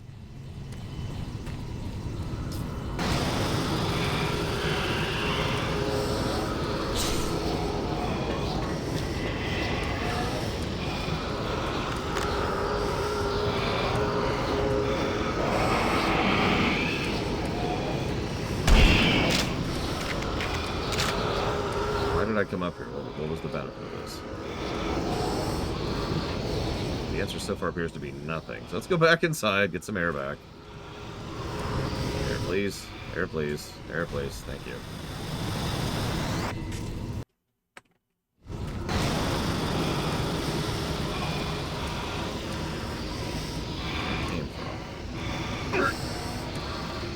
Oh god, we're out of oxygen. Are we out of oxygen? I went inside. Why is there no oxygen?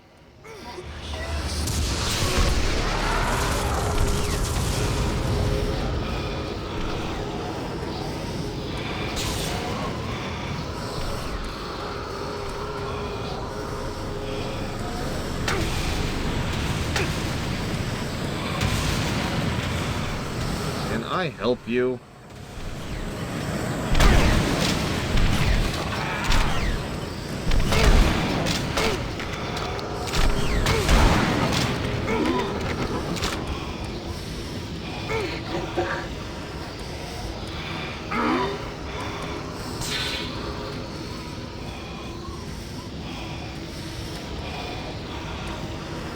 I'm not overly a fan, I'm not gonna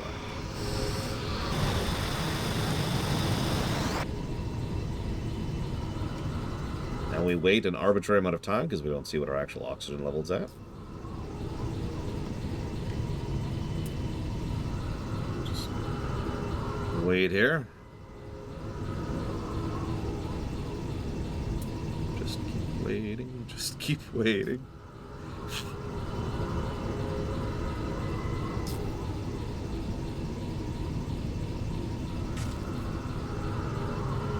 The orange bar is stamina.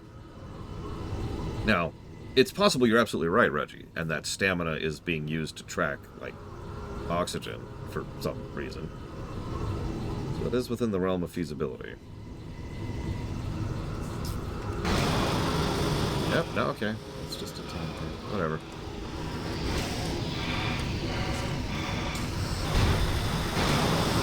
Yeah, no, see, it's just... Okay, so... 65...